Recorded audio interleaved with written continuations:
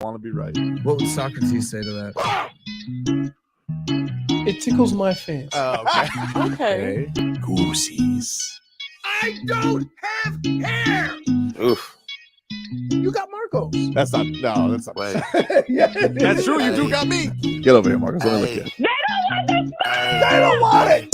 Tobin and Leroy, ready to deploy. Had to hit it with a little journalism, but that was a decoy. Better have about me, boy. Okay, Leroy and Tobin, hold to the show, man. Still to the stars with the show, and till then his half moon open. Sometimes go taste like a snowman. No proof, I'm alive by the motor. No proof, like I always wanted him. I never hated him. I never traded him. And if I did, I never ever traded him. You don't know what is a star? Like under the city, the driver's side fly. Gucci get large, so many more. 10 in the more, never a bar. Hey, 10 in the more, 2 to the P. Nothing to you, but it's something to me. Handsome as ever and cute as can be. You can watch us on YouTube with view for free. Ay, this one time for the Twitch. This one time for the text. This one time for the phone line. Whole time, wonder what they gonna do next. You know, I just wish you guys would stop the quibbling. Morning, everybody.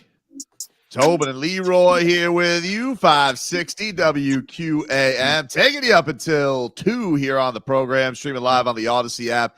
You guys can download that for free, AUDACY. You guys can also watch us every single weekday on Twitch and YouTube, the channel 560 WQAM. Good morning, Leroy. What's up? I just got a tutorial, and I'm still confused. Dude, I know. Like, Leroy goes on today, goes, did the Heat play today? Today or tomorrow? I said they play today. He goes, in-season tournament? I'm like, no. He goes, what do you mean? They just started that. I'm like, no, it's only special games of the in-season tournament. Not all games are in-season tournament games. So they doing this tournament like church, right? You got to get your good shoes, your suit, and go to church but once a month. Not even every Sunday. If it's not a red court at home, it's not an in-season tournament game.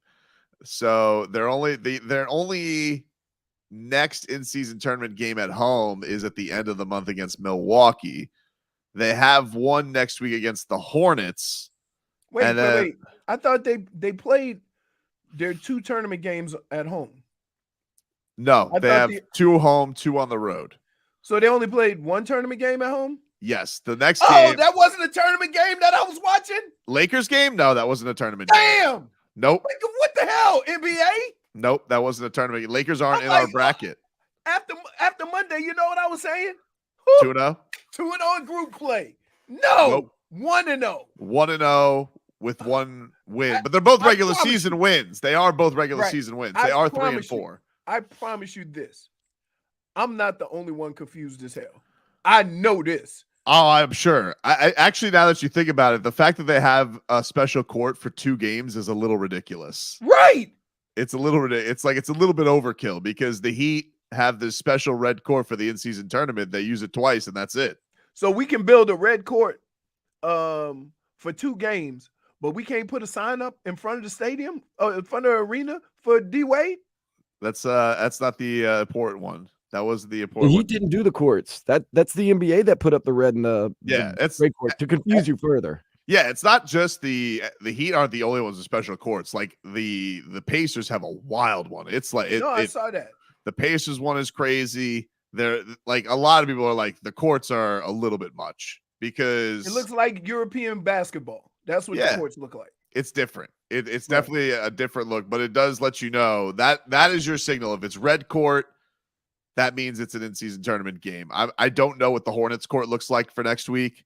I think the Knicks court is orange. So good luck finding the basketball. That's what we need. Another reason to dribble it off our feet. Yeah. So just so you know, they play tonight against the Grizzlies. Not a regular old game. Am I the only one that thought this tournament was taking place for a whole stretch? I'm sure there are others who are confused by it. It's got to be a Tuesday or a Friday, and it's got to have the weird court. Yep. Okay, so that's that. Remember, I asked you that. Yes. Is the in-season tournament only on certain days of the week? It is. But it has Tuesday, to be Friday. Tuesday and Friday. So not always. Yesterday, for somebody, it could have been a tournament game. There was no NBA. Well, that's the other thing that's weird. There was no NBA last night. What? Yeah, complete dark night in the NBA. Election day. That's the reason why. Election day. Thank you, Dan. There was complete. I don't understand why that would have deterred people from voting, but because some people use some a night game after the polls close. No, but really, because a lot of some facilities are used for voting. The arenas, Casino Center, I know high schools are. Yeah, but not like major arenas. Perfect example. Your kids had school, my kids didn't. So because they use Western as a polling place. Makes sense. So yeah, no NBA last night. Friday, I assume there will be some in-season tournament games, but not for the Heat. I'm so confused. Just let me know when it's a tournament game. The next one, end of the road trip in Charlotte next Tuesday, in-season tournament. So they're gonna have a whole bunch of bees all over their court. I don't know what theirs looks like. I don't know. It looks similar to the one we have. They're all kind of similar. They just have different color schemes. Yeah, I'm sure it's like probably that aqua teal color that they have, or all purple. I'm not really sure. Just if you can't tell them all in on this in-season tournament. You can't go full Prince on your court.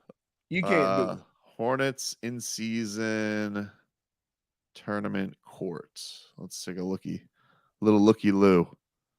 Let's see. It is. This is actually kind of cool. It's like I'll get it for you guys. It's it's like a dark teal with the golden bee. I actually like. There's a lot. Wait, question.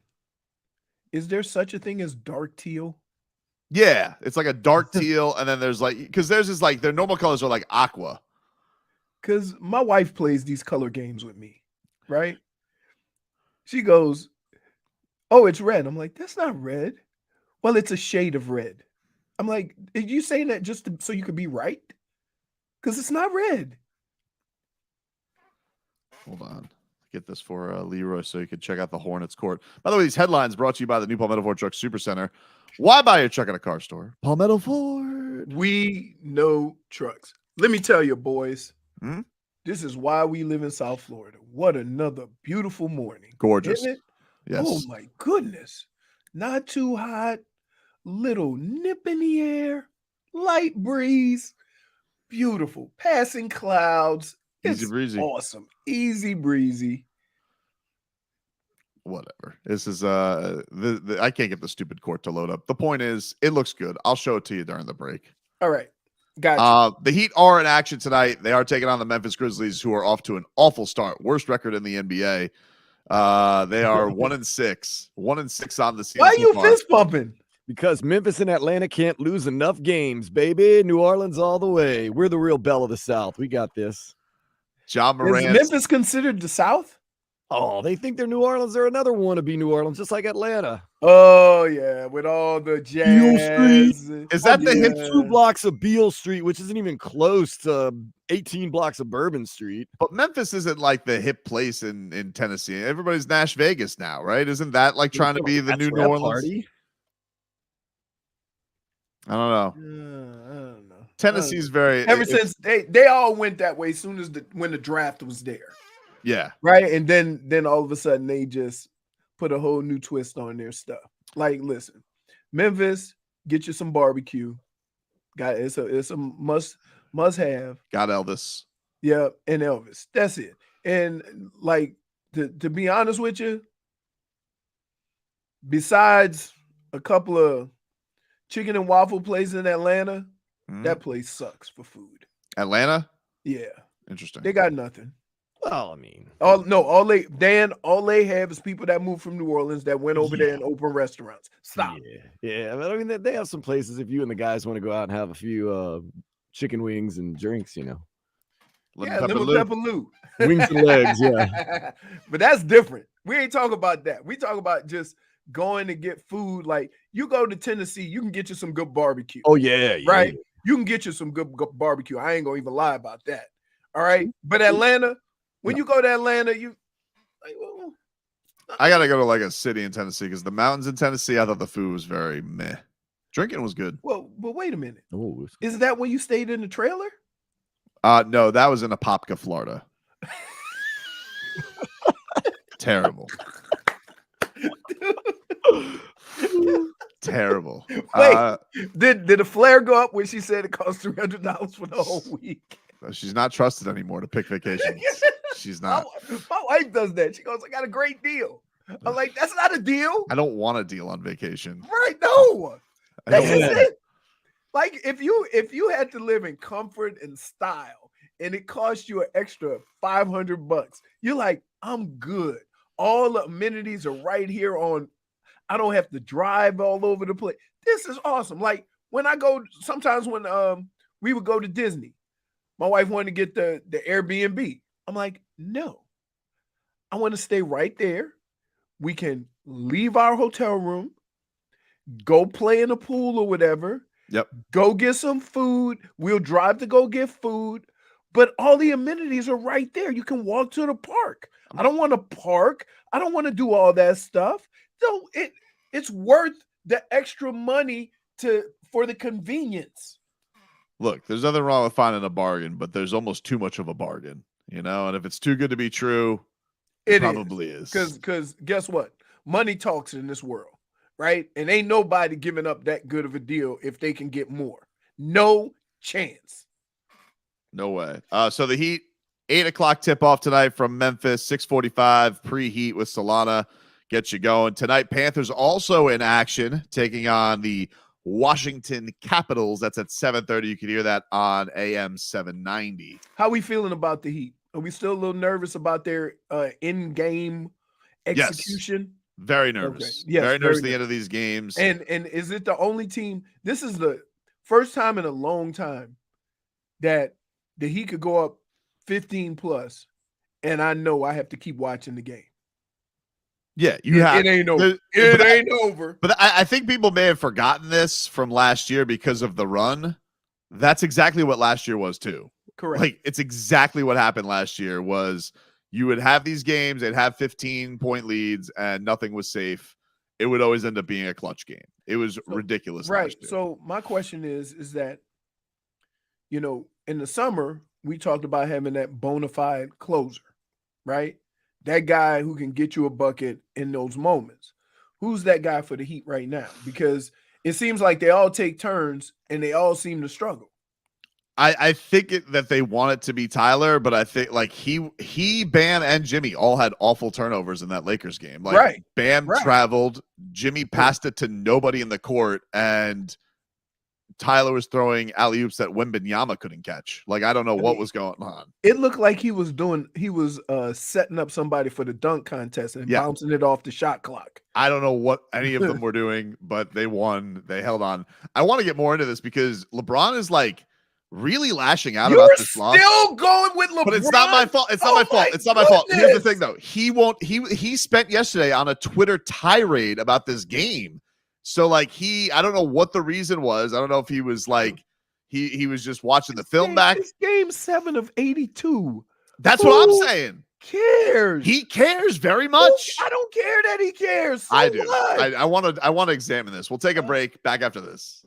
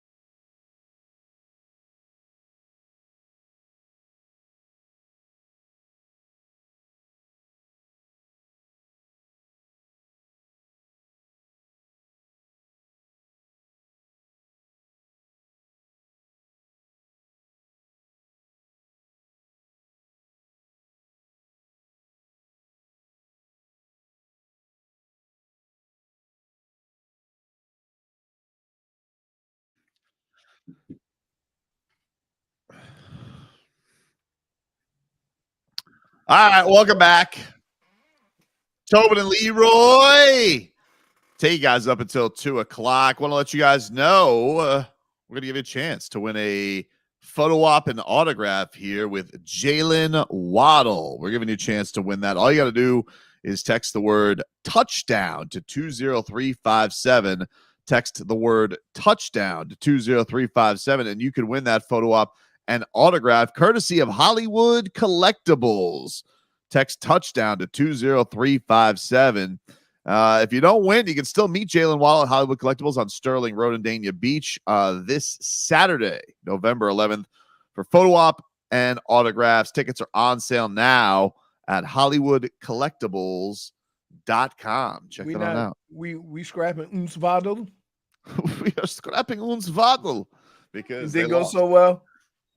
It didn't go so. He got banged up in that game too early on. Yeah, then he came back though. Because remember, they were saying he was done. I feel like that's happened a few times with him this year, where he's just gotten really banged up in some games, and has come back. He had that back thing on Sunday Night Football. Dude, can I just tell you, I've had some of those years where, you just never are quite healthy enough to play, but not healthy enough to be any damn good. Damn. Right? And it sucks. And you got to answer questions, and everybody's asking you why you aren't, and there's no answer, right? There's no answer. Look, I'm banged up. I'm not my normal self. Nobody wants to hear that crap because you're on the field. Yeah, because he's been dealing with stuff really since camp. Remember, he had the oblique thing since camp. He's really doesn't feel like he's had and anything with your core as an athlete is brutal. You can't move without your core. Do you think that, knowing that he's just been do you think that the week off, could he come back feeling way better? The problem is it's hard to tell, because some injuries, that you can play with, the only thing that'll heal them is off season. And you know this, and you got to fight through it. Like, I knew when I tore my rotator cuff in a preseason game. So I had to wear the harness. I could barely lift my arm above my head, and I did that for a whole year. Oof. No, in the preseason, I knew that I was going to have to go. The other option was surgery and be done for the year, right? So that's the two spots. So you try to, manage it. You try to, make it to each game, and you do that for 16 games. It's brutal. Yeesh. And so I understand, some of these guys went, Joe Burrow early in the season. He just didn't look right. He couldn't move, but that's their best option. So what do? You just hopefully he doesn't make it worse, and now he's better. And that's where we're kind of hoping for with Jaylen. That I don't know whether it's this time. Don't know the severity of his injuries. Maybe the 2 weeks, or give him a break. But here's the other thing. Football is such that if he were to not practice for 10 days, everybody would hyperventilate, right? And a lot of times players don't want to deal with that. So you just go out there and practice a little bit. Yeah, especially it's one of these things too where he's young. I think it's a big year for him too. He doesn't want to come out. He wants to be very productive this year with the year that he had his first couple of years. He's still trying to get paid too. He's trying to get that big monster contract for his first time. So it's a big year for him. It is. But the thing is that I can honestly say that most players, when the season starts, all that other nonsense is out the window, and it's just about going out and playing and trying to stay healthy enough to play. You get consumed by the games, by the prep work, by all that any of the stuff you thought going into the season, that goes on the back burner. And so I know everything you're saying is accurate, but right now, with his health and trying to be healthy enough to play and trying to go out there and perform, that's on the back burner. Well, hopefully this does do them well, and they have a lot of stuff to get right from what it was. Just started getting back to healthy. We had a lot of guys come back last week. Yeah. Mike McDaniel said on Jaylen Waddle yesterday, says, quote, "He is definitely sore, which we're going to be measured with an approach with him. He did a really great job of battling for his teammates. There was adrenaline competitiveness that really drove him. Definitely not ideal to get injured on the second play of the game. I think we gave him an end around. It might have been the fourth or fifth play. That was something that he was making very clear to me on the sidelines to still call. He wanted the ball. He's in a good spot. However, we're going to make sure that we don't do any harm to him going forward. He's had to battle through injuries, unfortunately, this season. We'll utilize this bye week to make sure he's fully healthy and doesn't have any setbacks." So that means they might just give him a break. The other thing is 10-hour flight does not help injuries coming home. Right? It just doesn't. Does he at least do they get those pods? They get some leg room in there? Or is it how many? It's a lot of people you got to fit on a plane. I'm assuming that it was a double decker. I'm not sure. Probably ask Joe. Joe was on the flight, I think. But I'm assuming that they had a very, very big plane.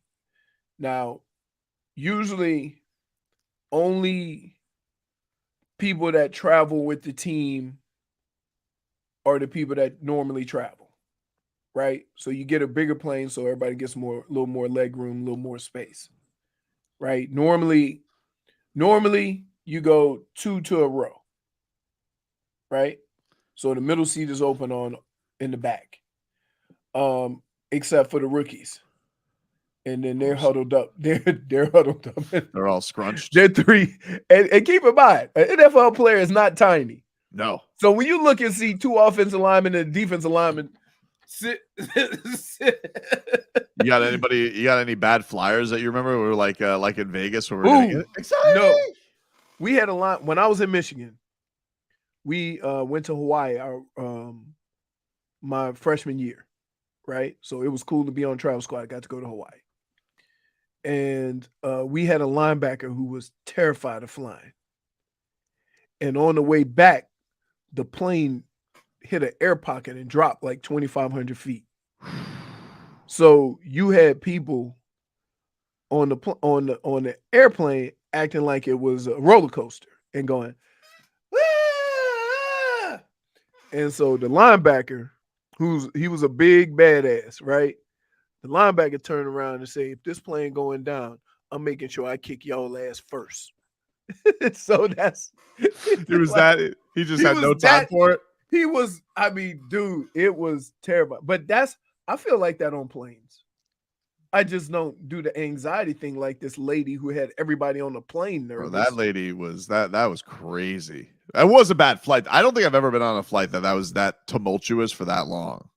Oh, it was. It was really. Was that on the way back? Yeah, it was on the way back from. It was on the way back, yeah. Which makes it worse because the excitement of getting there can't even cure some of that. No, it was. Dan, I thought we were on our way to Florida, and it was blowing so hard. I thought we might have ended up like in Tennessee. That's how hard the wind was like blowing really us scary. Right off course. That was just nervous. And then listen, pilots, I understand what you're trying to do, right? But here's what I don't want to hear after my teeth have rattled for the last hour. Yeah, this is your captain speaking. We're going to go through a little bit of turbulence. It's going to be uncomfortable for a while. No, that does not help. We already getting the crap shaked out of us. We don't need you to try to soothe it. Too late. I don't need all the transparency from you, Captain. Right, no. I mean, at least he was with that calm, monotone captain. They always do that. It don't matter. He wasn't. You don't want him nervous? It didn't help anxiety, lady. Dude, you weren't flying Spirit, were you? No. Okay, thank God. Spirit, the dude comes out, he has like a tattoo sleeve, he's half shaven. Oh man, I gotta go to the bathroom, man. Get this weed out my mouth. I'm like, whoa, hell no, man. He's an outcast pilot. And really, have you ever seen the pilots on Spirit? Holy crap.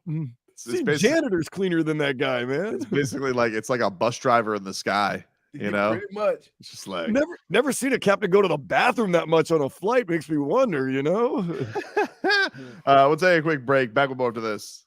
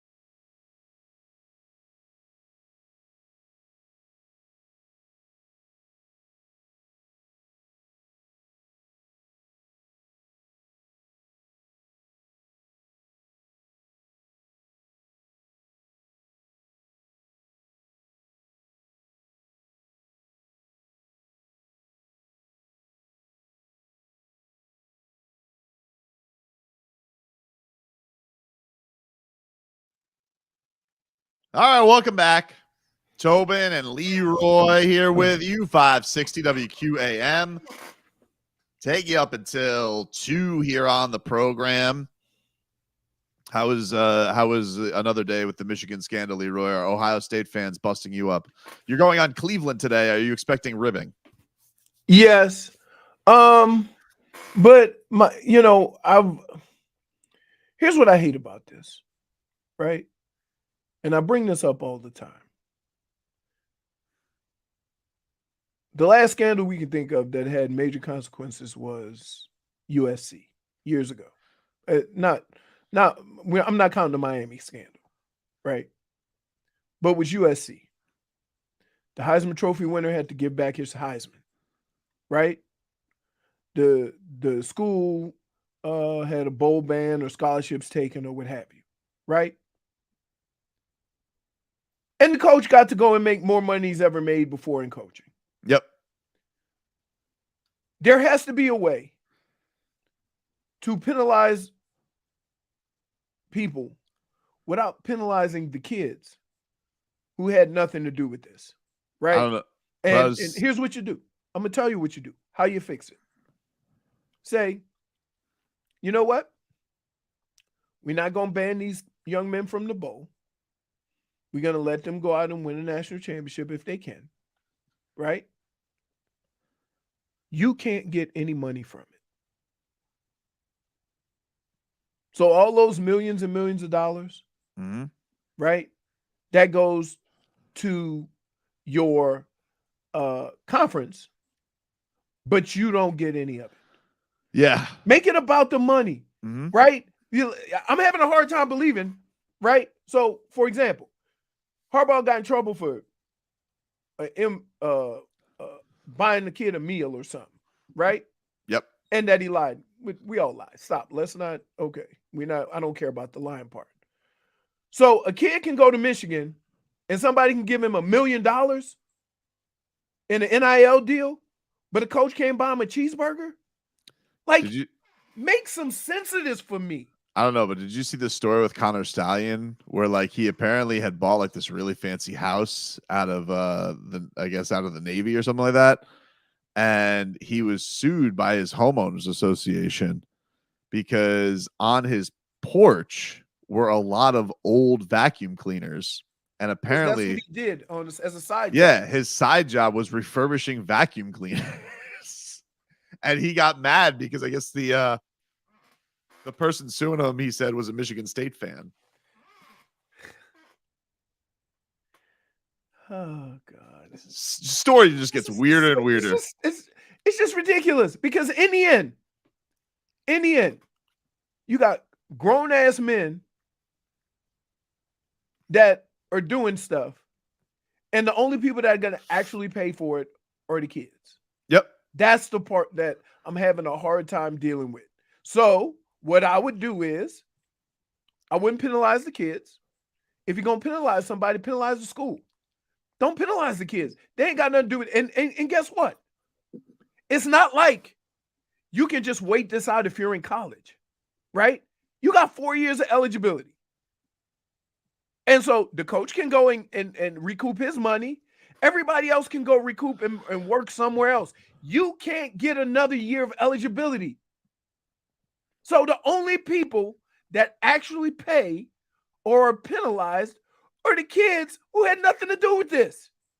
Well, it definitely feels like, look, whatever, Michigan's still ranked third in the playoff. I think they are definitely going at this thing with a fight. They're going to take, the Big Ten to court if they don't go through the whole due process thing. The only reason why the Big Ten did that was to save face, right? Yeah, their coaches because are pissed. They said, we putting you on notice, and then Michigan will respond, and then you won't hear about it for 5 months. That's it. I think probably that's what's going to end up happening is everybody's going to go about this normally, and then we'll have fallout of it after the season. After Jim goes to the Chargers. Rats off FSU. It's just like that. Isn't that the way it works? I mean, this is not uncharted territory. Coach gets in a little trouble in college.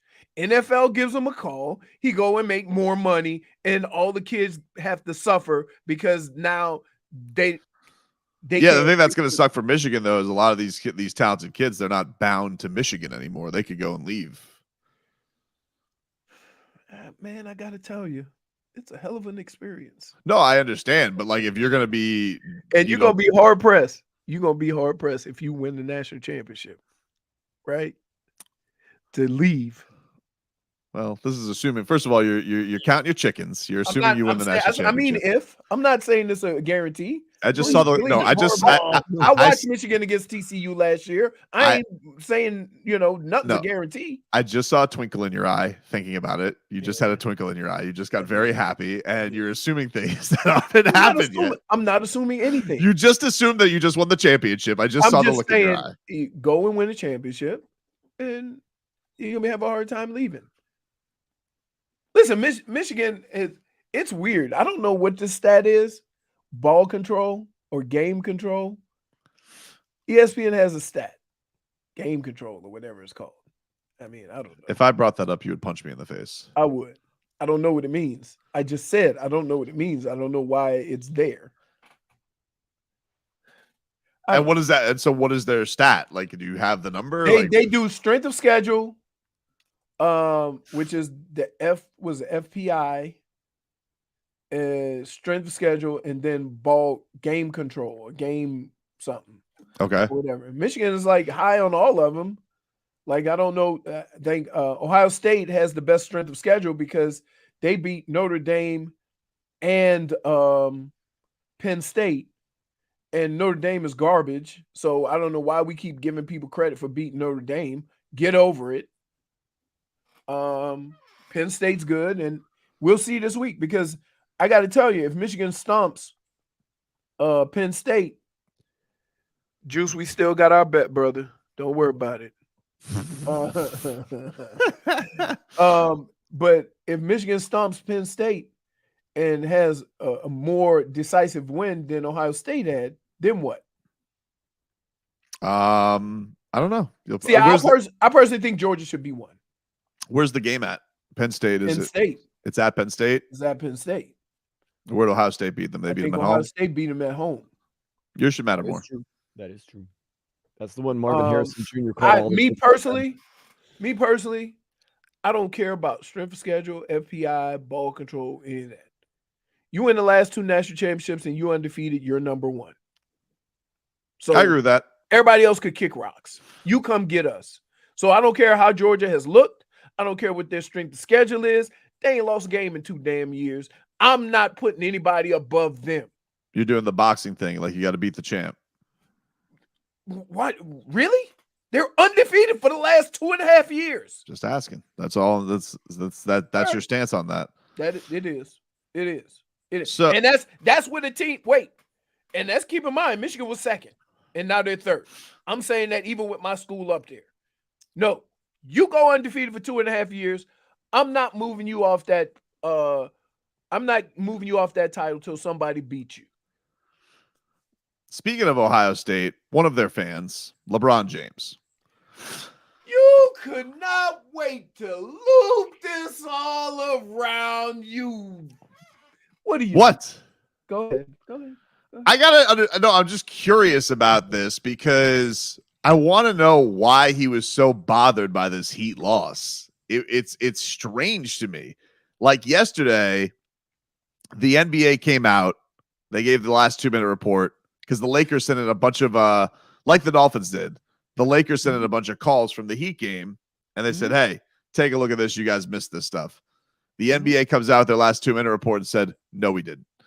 And LeBron, he went on Twitter yesterday and was lashing out. He's lashing out at the league after this decision was rained down because the NBA says the NBA confirmed that all calls made in the last 2 minutes of previous Lakers Heat game were correct. Okay. And so he comes out and he tweets, "The game isn't won or lost in the last 2 minutes. If you know the game, things happen throughout the first, second, third, and first 10 minutes of the fourth that have, in all caps, major impact on the outcomes." And I'm just wondering. So question. Wait. Question. Why are you attacking him? I'm not attacking him. Is he I'm wrong? not attacking him. I'm not attacking him. I'm not attacking him. Is he wrong? Yeah. Do things happen in a game that are not just in the last 2 minutes? Yes, correct, LeBron. Okay. Good job. But so what's the problem? Well, why is he so upset about a game 7 in the regular season? Like, this is a man who's been to the highest of highs. Wait, how many years has he been in the league? Yeah. Been in the league 21 years, right? 21 seasons. He's been in the most pressure crunching situations, things with real stakes on the line. Why is he lashing out about a Heat game that's the 7th game of the season? He just seems genuinely bothered that he lost to Miami. Hold on. Says the guy in game 3 who said this is the biggest game of Tyler Hero's career. It was game 4. Game 4. Yeah. But that was true. And Tyler hasn't been to the heights of LeBron James. Game 4. It's game 4, though. Yeah, but he hasn't been to the heights. You're doing the same damn thing. I don't have 21 seasons under my belt, Leroy. I don't care. You're doing 21 seasons. 21 seasons. This guy is lashing out at the league because of calls against the Miami Heat. He's that bothered that they lost to Miami. You called your own team out in game 4. When he retires in like 7 years, let's say, and writes a memoir, one chapter dedicated, Game 7, Season 21 against the Heat. I'll never forget about Jaime Jaquez getting away with grabbing me across the arm and then not calling it. I don't understand. Why is he this hurt about losing a game to the Heat? And you know what's funny? It made me think back to last year where the Heat beat him. Go ahead. You got. And he was really bothered about that too. He was almost in a depression that the Heat had beaten him. Remember, they had to trade their entire roster in the middle of last year. The Lakers were not having a good time, and the Heat sent him into this downward spiral. He was talking about his career, his future. He doesn't seem to be able to handle these losses to Miami very well. He's 2-7 in his career since leaving the Heat, and it just seems to genuinely hurt him that when he loses to this team, it just makes him mental. I don't know what it is. I almost feel sorry for him on some levels. I'm just like, hey, man, it's all right. Like, it's just fun. It's just a little fun back and forth. Just a regular season game, baby. You know? And he just seems like he can't get over it. But that wasn't even the thing that I found strange. The most strange. More. Go ahead, little Skip. So yesterday, we talked about his comments, and I told you he almost nailed it in wrapping up his time here in Miami. He almost nailed it. Little petty on the outside, where he was talking about, oh, I would have been the same player, whatever. So yesterday, he's already had the quotes, right? He's already said his piece. But yesterday on Twitter, he felt like he needed to do more. And again, I think this was because the Heat beat him and he went to this downward spiral. So yesterday, he comments on a tweet, and it was from Legion Hoops, which is like, the lowest of low when it comes to NBA Twitter. It says, LeBron said he'd be just as dominant if he never went to the Miami Heat, per Anthony Chang. Agree? And it's like, well, of course LeBron is going to agree. He said it. But he had to comment on it too, where he says, you're damn right I still would be. I'm chosen. Ain't nothing changing that. Maybe less rings. But dominant from start to finish. Crown emoji. Is that not an accurate statement? Well, here's the thing, though, dude. Is that not an accurate statement? No one in the history of this sport or commenting on this sport has ever said the dude isn't dominant. But to just say, if I never went to Miami, the place that I have half of my rings, just to act like it's, oh, that would be a small piece of the pie missing from my career. Nah, dude, you don't get to go around going, bah, but goat, without your total amount of rings. Didn't he acknowledge that? He said less rings. He kind of just throws it aside. Maybe I would have had less rings. One sentence. Maybe. No, you would have. You would have had half the rings and probably wouldn't have had any rings, because let's be honest about it. You would have been mired in Cleveland.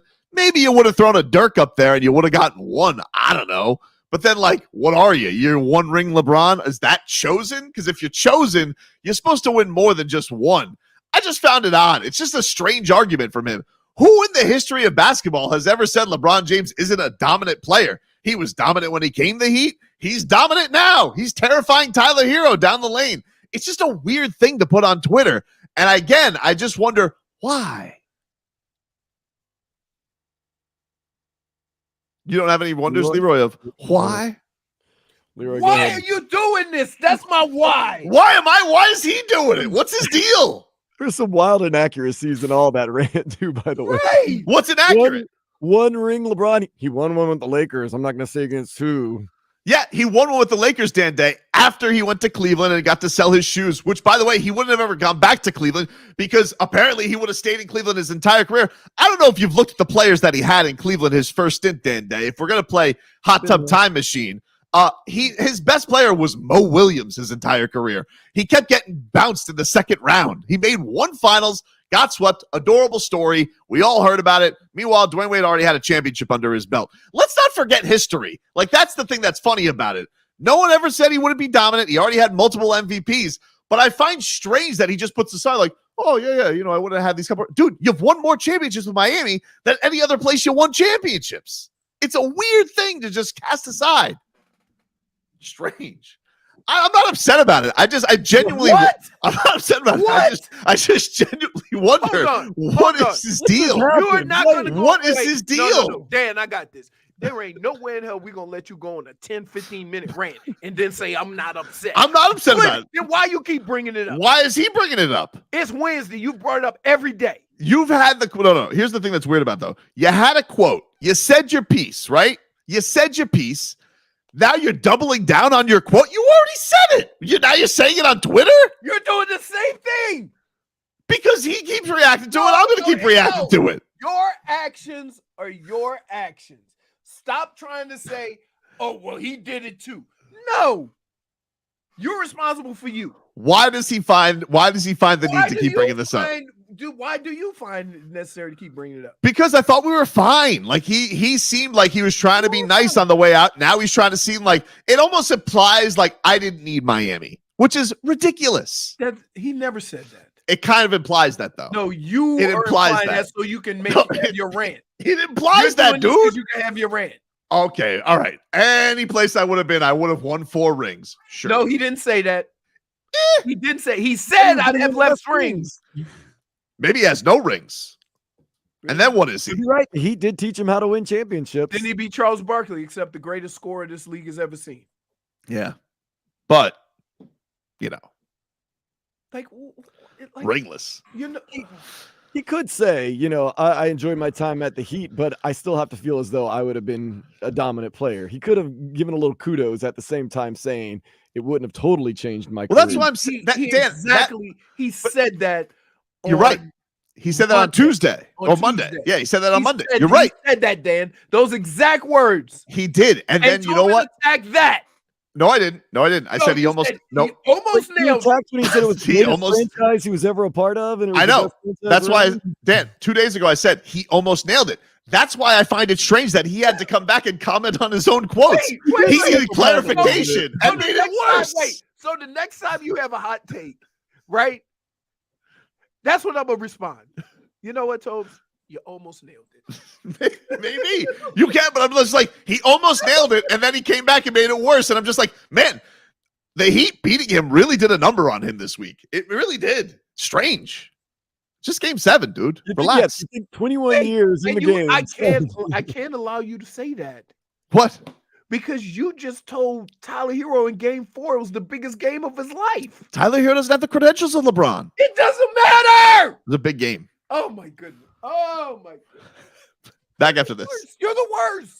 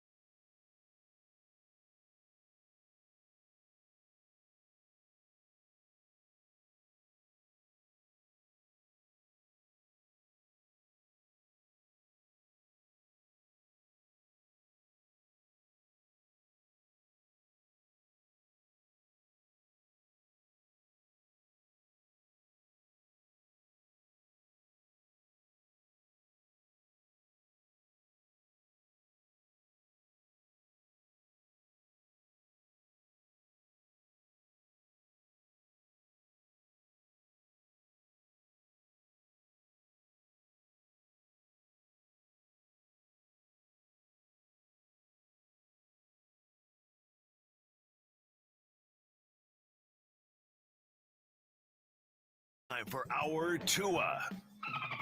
It's our Tua. It's our Tua. It's our Tua. Tua, Tua, Tua. Tonga Vailoa. Not Tua Tagovailoa. A for effort. Dolphins quarterback. Tua. It's our Tua. It's our Tua. Tua. Tua, Tua, Tua. Tua, Tua, Tua. Chris Sims can go to hell. Tua Tagovailoa. Dolphins quarterback. Daddy loves you guys. Our Tua with Tobin and Leroy. Check the history of food. Hour two of the program, ladies and gentlemen. What do you got there? It is the greatest thing ever made. Hold that up again. Golden Bear. Bear. It's That Jack Nicklaus. Oh, It's strawberry lemonade. he's made his own version of the Arnold Palmer. Yeah. Wow, he's coming for all his stuff. No, it's been out for a while. It's not Has it? new. Yeah. Man, they used to have these peach Arnold Palmers. They sold. Oh, dude. What happened to those? Oh, Those were so you find good. them? You I can can't find them. I can't find them. They used to have them. That was my favorite. them. I don't know what happened to. I haven't seen those for like a good 5 years. Those used to be at You Publix. got, see, here's the deal. See, this is what we call a cornerstone beverage, right? You can't go into Publix. You can't go into Walmart. You can't. This is cornerstone. Where did That's you get right. Cornerstone. Peach Arnold Palmer, dude. That was good. Never knew Dad they had a sister. Jeez. Oh, hello, Frog Boy. What? How'd you know it was me? Really? Damn. Uh, Hi. Hey, what's up, man? How are you? Healthy. You Had feel some better? labs when like an adult. Sometimes you got to get some labs done, right, Leroy? You know, us adults, dude. we get Dude, labs. I got lab, I got test. But here's what I do. I got to get, an MRI. I got to get 2 MRIs because Whoa. they think I got to have I have a meniscus tear or something, Oof. right? How does this keep happening, Leroy? I don't know. Just I think it's just like Football. it was just a matter of time. Like maybe something was a little loose, and then exercise and stuff like that, it broke free, and now it's just moving around. So you gotta, figure it out. And but here's the deal. Guess when my MRIs are? 6 o'clock. By the station. 6 o'clock in the morning. 6 in the morning. Yeah. Goodness gracious. Let's get to some Yeah, that's headlines what I'm brought. Let's get some headlines brought to you by the new Palmetto Ford Truck Super Center. Why buy a truck at a car store? Palmetto Ford. We know trucks. Jake Paul has his next opponent. He's fighting December 15th in Orlando. If anybody wants to take the trip up to see Jake Paul against a pro boxer named Andre August. Oh. I don't know who that is. You don't know who he is. I don't know who that is. I've never heard of Dude, Andre August. You knew who the guy with the cigarette in the newspaper was. I've never heard of Andre August. He's 10-1-1 in his career. He's fighting. I've never heard of him. He's not Googleable. If that makes any sense. Check his. What about box rec? Andre August. He got a box. Andre August. Cruiserweight. He is 10-1-1. Box rec. And I wonder what let's. How old is he? He is 35. Okay, well that's why. Okay, that's He why you has never heard of him. his rating on box rec isn't even 1 star. It's half a star. What does that So he's even fighting mean? newspaper guys. He's fighting at a fair. Come see this boxer and knock out this big guy. He last beat a guy that was 7-13. He one time beat a guy that was 6-25. They say that he's on a 5-fight win streak and has more knockouts than any opponent Paul has faced to date. I mean, he's got 5 knockouts in 10 fights. Yeah, but those guys was 7-13 and 6 and whatever. He didn't knock out his last 2 opponents. One of them was he actually hasn't knocked anybody out since 2019. What are we even doing here? What is this about though? Like I don't know. I don't know. I I don't want to guess. watch this But box. the thing with Jake Paul is the undercard is usually pretty good. I guess He'll have some yeah. good fights. For sure. Like he had I can't remember her name, but she's a Puerto Rican female boxer that I was like, okay, Amanda Serrano's really good. Yeah, she's really good. But really she just fought. She just fought. Yeah, so I'm just like, all right, look, we're here for the jokey jokes, dude. We're here for the gimmicks. Like, I don't want to see you fight. What's this guy's name again? Andre August. I don't want to see who the hell is that? I don't want to see that. Dude. I don't now know. we're just watching you practice. We're just watching you. He's just I didn't even see the guy have an Instagram. For all we know, this could be the next guy stealing signs from Michigan. I've never heard it. Sounds like a fake name, like Connor Stallions. Oh, here we go. Okay. This is great, Jake Paul. I appreciate that. Yeah. By the way, congratulations. Should announce in the headlines. Udonis Haslem, officially named to the Miami Heat front office. Give it up for you, D. What's his title? His title is Vice President of Badassery. Oh, wow. Culture. No, his development. His title is Vice President of Basketball Development. And the statement that he put out. That just seems like they saying, "Oh, you guys not practicing hard?" VP, come out here. It says Haslem's responsibilities include being a resource to the coaching staff, mentoring both Heat and Skyforce players, as well as representing the organization in the community and in business endeavors. Pat Riley said in a statement, born and raised in Miami, UD has been an integral part of the success of the Heat for 20 years. It's great that he has chosen to continue to build on his incredible legacy here in Miami where he belongs. So again, congrats. Shout out to UD. Shout out to UD. He deserves it. The Heat, they're back on the hardwood tonight. They start a 4-game road trip against the Memphis Grizzlies. Tip-off set for 8 o'clock pre-Heat. Who is terrible. They have not been good in the Marcus Smart era. Did I see that they only had 6 players available? They have a lot of people hurt. You have to have 8. I'm sure they might fake dress some people, but yes, they are very banged up. John Morant still suspended. What does he have? So he's got like 18 games left. It's game 7. Yeah, 18 more games. 18 more games for John Morant in his suspension, which has really hurt them. They were a couple of years ago. They were really good without John Morant. Last year they were like 500 without him. This year they're off to a terrible start without him. So, well, because they don't have all those other pieces either. Those pieces are hurt. They do have, I think Bane is still healthy, and they have Triple J, but they don't have Triple A Jota. They don't have Triple A Jota. They don't got Triple A Jota. And the Panthers take on the Capitals tonight, 7:30. You can hear that on AM 790. Take a quick break here on Hour 2. Back after this. The Heat and Panthers.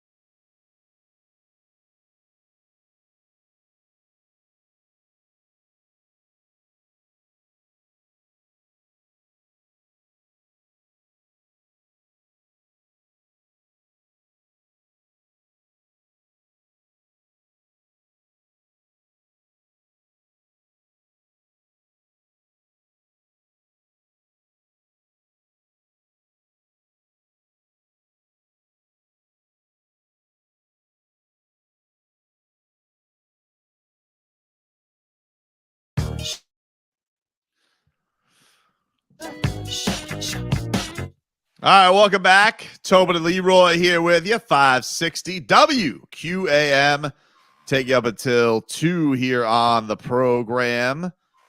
Miami Hurricanes FSU week. We'll talk a little bit of that with Malik Rosier coming up later on this hour. Former Canes quarterback snapped a big losing streak against FSU when he was QB.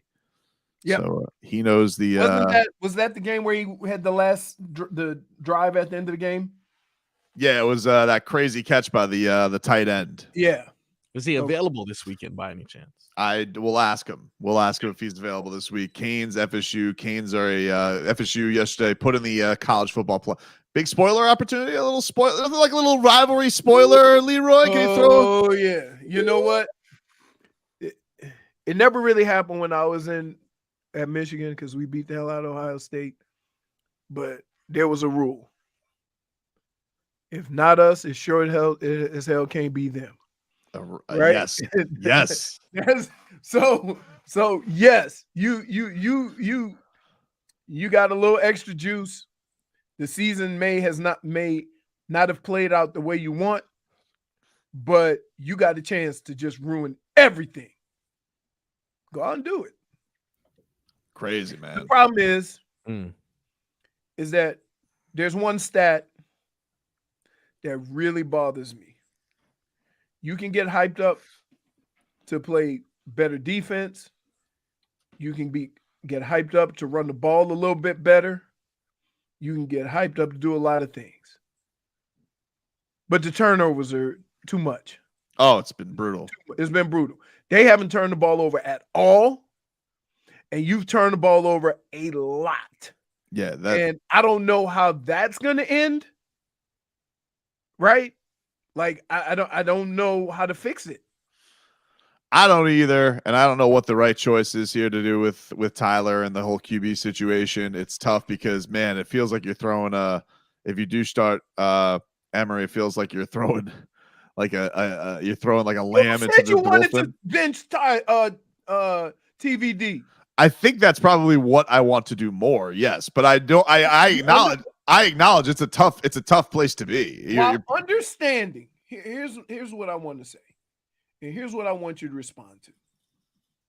The first words out of your mouth was, "If we change quarterbacks, we're throwing a young quarterback to the wolves." Yep. And then you say you would do it anyway. Sometimes you got to. No, do you understand how ridiculous you sound? Well, what if you know that somebody is going to throw the wolves steak and make them hungry and feed them all the time, and then the other one might beat the wolf in a fight? Okay. I got to go with the guy who possibly might beat the wolf in a fight. You cannot get out of this one. No, I think that's the way I look at it. You have literally just took two different sides. No, I haven't taken two different sides. I'm acknowledging that it's a tough decision to make. That you being didn't said, say that. That's not what it's a tough decision to make, but ultimately I want the young gun. So you would sacrifice a young player. That's basically what you're doing. It would almost seem like you're doing this to protect Tyler even more. No, I'm doing it to try and win. Like he feels like hold on. It feels like you're doing it anytime you win now, it feels like it's in spite of him. Hold on. To be clear. Yep. You think the young quarterbacks give the Miami Hurricanes a better chance to win? Right now, yeah. No, the other guy, Tyler's. So it's yes. Stop throwing little words in there that later you can. So you feel that those two quarterbacks who you have no idea what they can do or can't do, right, give you a better chance to win against Florida State on the road than TVD. At this time, I feel that way. No! Yes or no? It's a yes on November 8th at 11:24 a.m. Oh, my. Dude. It's a yes. All right. Okay. I'm just because there's certain things, no matter how bad you want to do something, the circumstances that you have won't allow you to do it. And that's one of them. from a coaching perspective, I'm gonna say this: if TBD doesn't start, Yep. then they must really have a problem with him. How could you not, though? With how much he's given up the football, how could you not? I know, but what you're suggesting that Mario Cristobal do, even if you don't like what Mario Cristobal has done, what you suggest he does is not even I don't feel a good coaching move. I know, but the thing that with him being so wishy-washy about it earlier in the week, first of all, I think he's already in the move. I think he's doing it. And this guy has basically been playing for the other team. He looks like he's point shaving out there. I listen. Again, we don't know what's going on. But my thing is, regardless of how bad he's played the last 3 weeks, regardless of that. Yep. What if he's your best chance to win? It doesn't feel like he is right now. But you have no idea what the other two guys could do. And you're willing to go with flip a coin? But it's basically bad versus mystery box. Maybe the mystery box is good. Maybe it's a blender. Coaches don't coach mystery boxes, dude. Listen, could you imagine Tobin? Hey, why'd you go to it? You go for it on 4th and 3. Nah, I was feeling it. Felt, you know. but that's like. But the other feel is the guy gives to the football. Dude, could you imagine the first coach on karma? If first drive he goes out there, coaching terminology. If he goes out, first drive he goes out there, he throws a pick. We're donezo. He's fried. He's cooked. His goose is cooked. Now, even with that, I think a young quarterback might be worse. Short leash? Do you go short leash on TVD? You don't switch.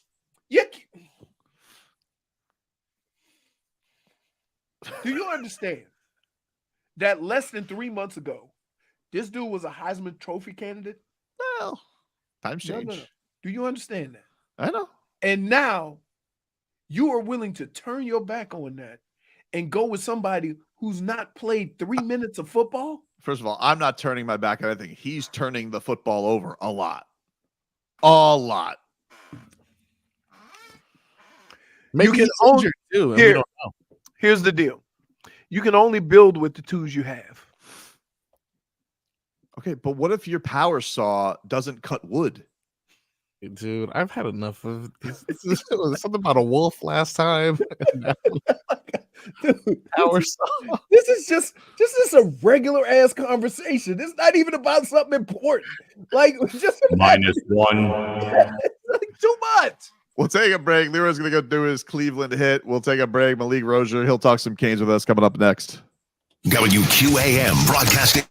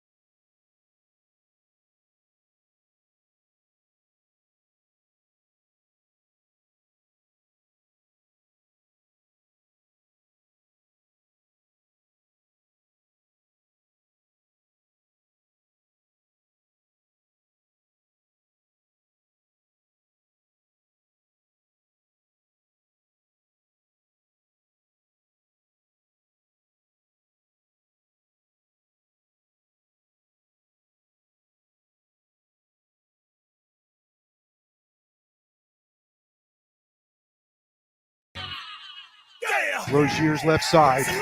Rosier's going to keep it on the ground and carrying himself. He's at the 35 to the 30. He's outside the numbers at the 20, 15, 10. Rosier down the sidelines. Nice to the pylon. He is out of bounds at the 2-yard line.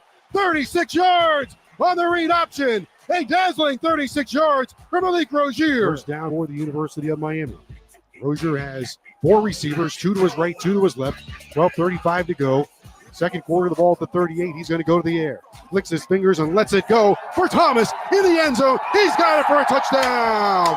It's a Miami touchdown. 38-yard heavenly strike from Rosier to a streaking Jeff Thomas. First down. Rosier run pass option. He'll keep it. He runs to the 20, to the 15. Breaks a tackle, the 10, 5. Malik Rosier scores, standing up for a touchdown. 23 yards for Malik Rosier. With 6 minutes and 1 second to go, Miami 44, Toledo 30. He paid back that IF. All right, welcome back, everybody. Tobin and Leroy here with you, 560 WQAM. It is a big-ass week here in Miami Hurricanes land as the Canes are going up to Tallahassee to take on the Florida State Seminoles. Canes FSU week. Let's go out to the Toyota Hollywood guest line. Shop hundreds of Toyotas indoors in one of America's largest showrooms at Toyota of Hollywood on 441 between Hollywood and Sheridan. They will find former Miami Hurricanes quarterback Malik Rosier, who does a fantastic job covering the Canes. You guys can listen to him post-game after every Canes game with Alex Dono. Malik, thanks for the time, man. Really appreciate it. Nah, thank you guys for having me. I always love, hopping on with you guys. It's always a great time talking to you. This look, man, you got one of the iconic Canes FSU games. Like you snapped a big losing streak. What was the level of goosies when you pulled off that victory against FSU? That one has to be an all-time career one that always sticks out in your mind. Yeah, it definitely does. I was born in Tallahassee. Most of my family lives in Tallahassee. So to go there and get a win after, 7 years of kind of going back and forth and watching, Brad Kaya before me, unfortunately, lose those games late in the fourth quarter. That's kind of what, we had to deal with. And, the biggest thing I always tell people about these games is it is emotional, something that like when you see the team across from you, you hate them. But, at least for us, our biggest thing was take the emotion out of it. Focus on executing, focus on how we can get better snap after snap. And at the end of the day, if you accumulate more winning snaps, usually you wind up winning the game. So I know there's going to be a ton of emotion, a ton of hype. You're going to have guys flying around, doing their job.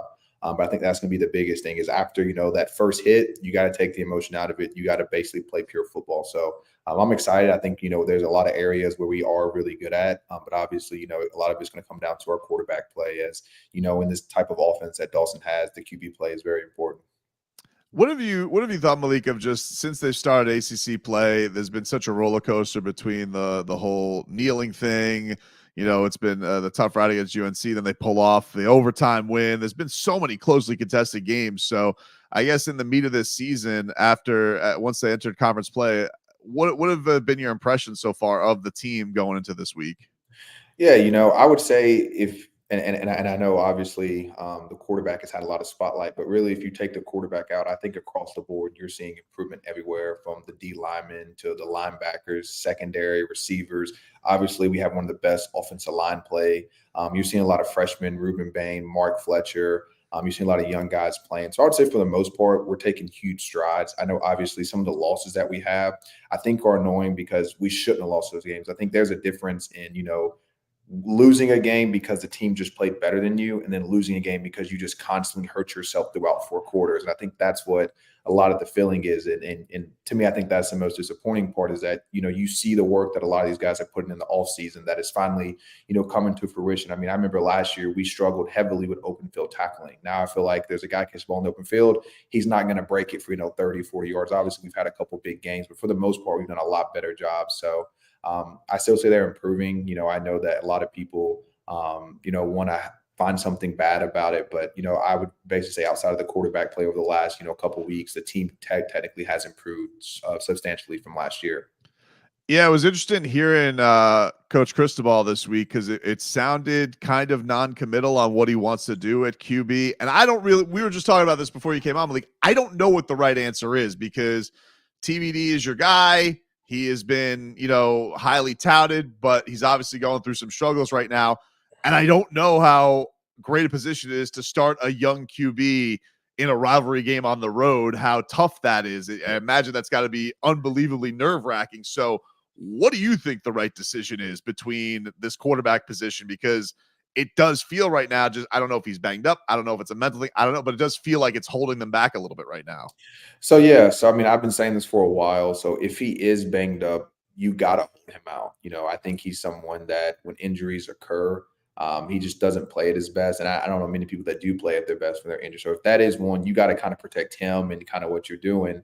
But if not, to me, I know fans are going to be mad. I think you have to go with Tyler. I think with experience, with some of the stuff they're going to do, I think he's probably your best bet to at least start. Now, I will say if things keep going the way they are and he has multiple turnovers in the first half, then I think that's a decision for the coaching staff to make. Do we keep playing him? Do we pull him? But, I will say for a lot of these guys, this is a game you circle. This is a game that if you are a gamer, if you are a competitor, if you love Miami, this is the game that you come here for. And so I think, before we try to do a quarterback change, I at least think that you should give him the right to at least try to play this one out and see how he does. Obviously, at any point you can go to a change. That's their decision. But I think it would be harder for them to put in, Emery or Jakari, let's say one of them do bad. And then in the second half, okay, now Tyler, now we're going to put you back in.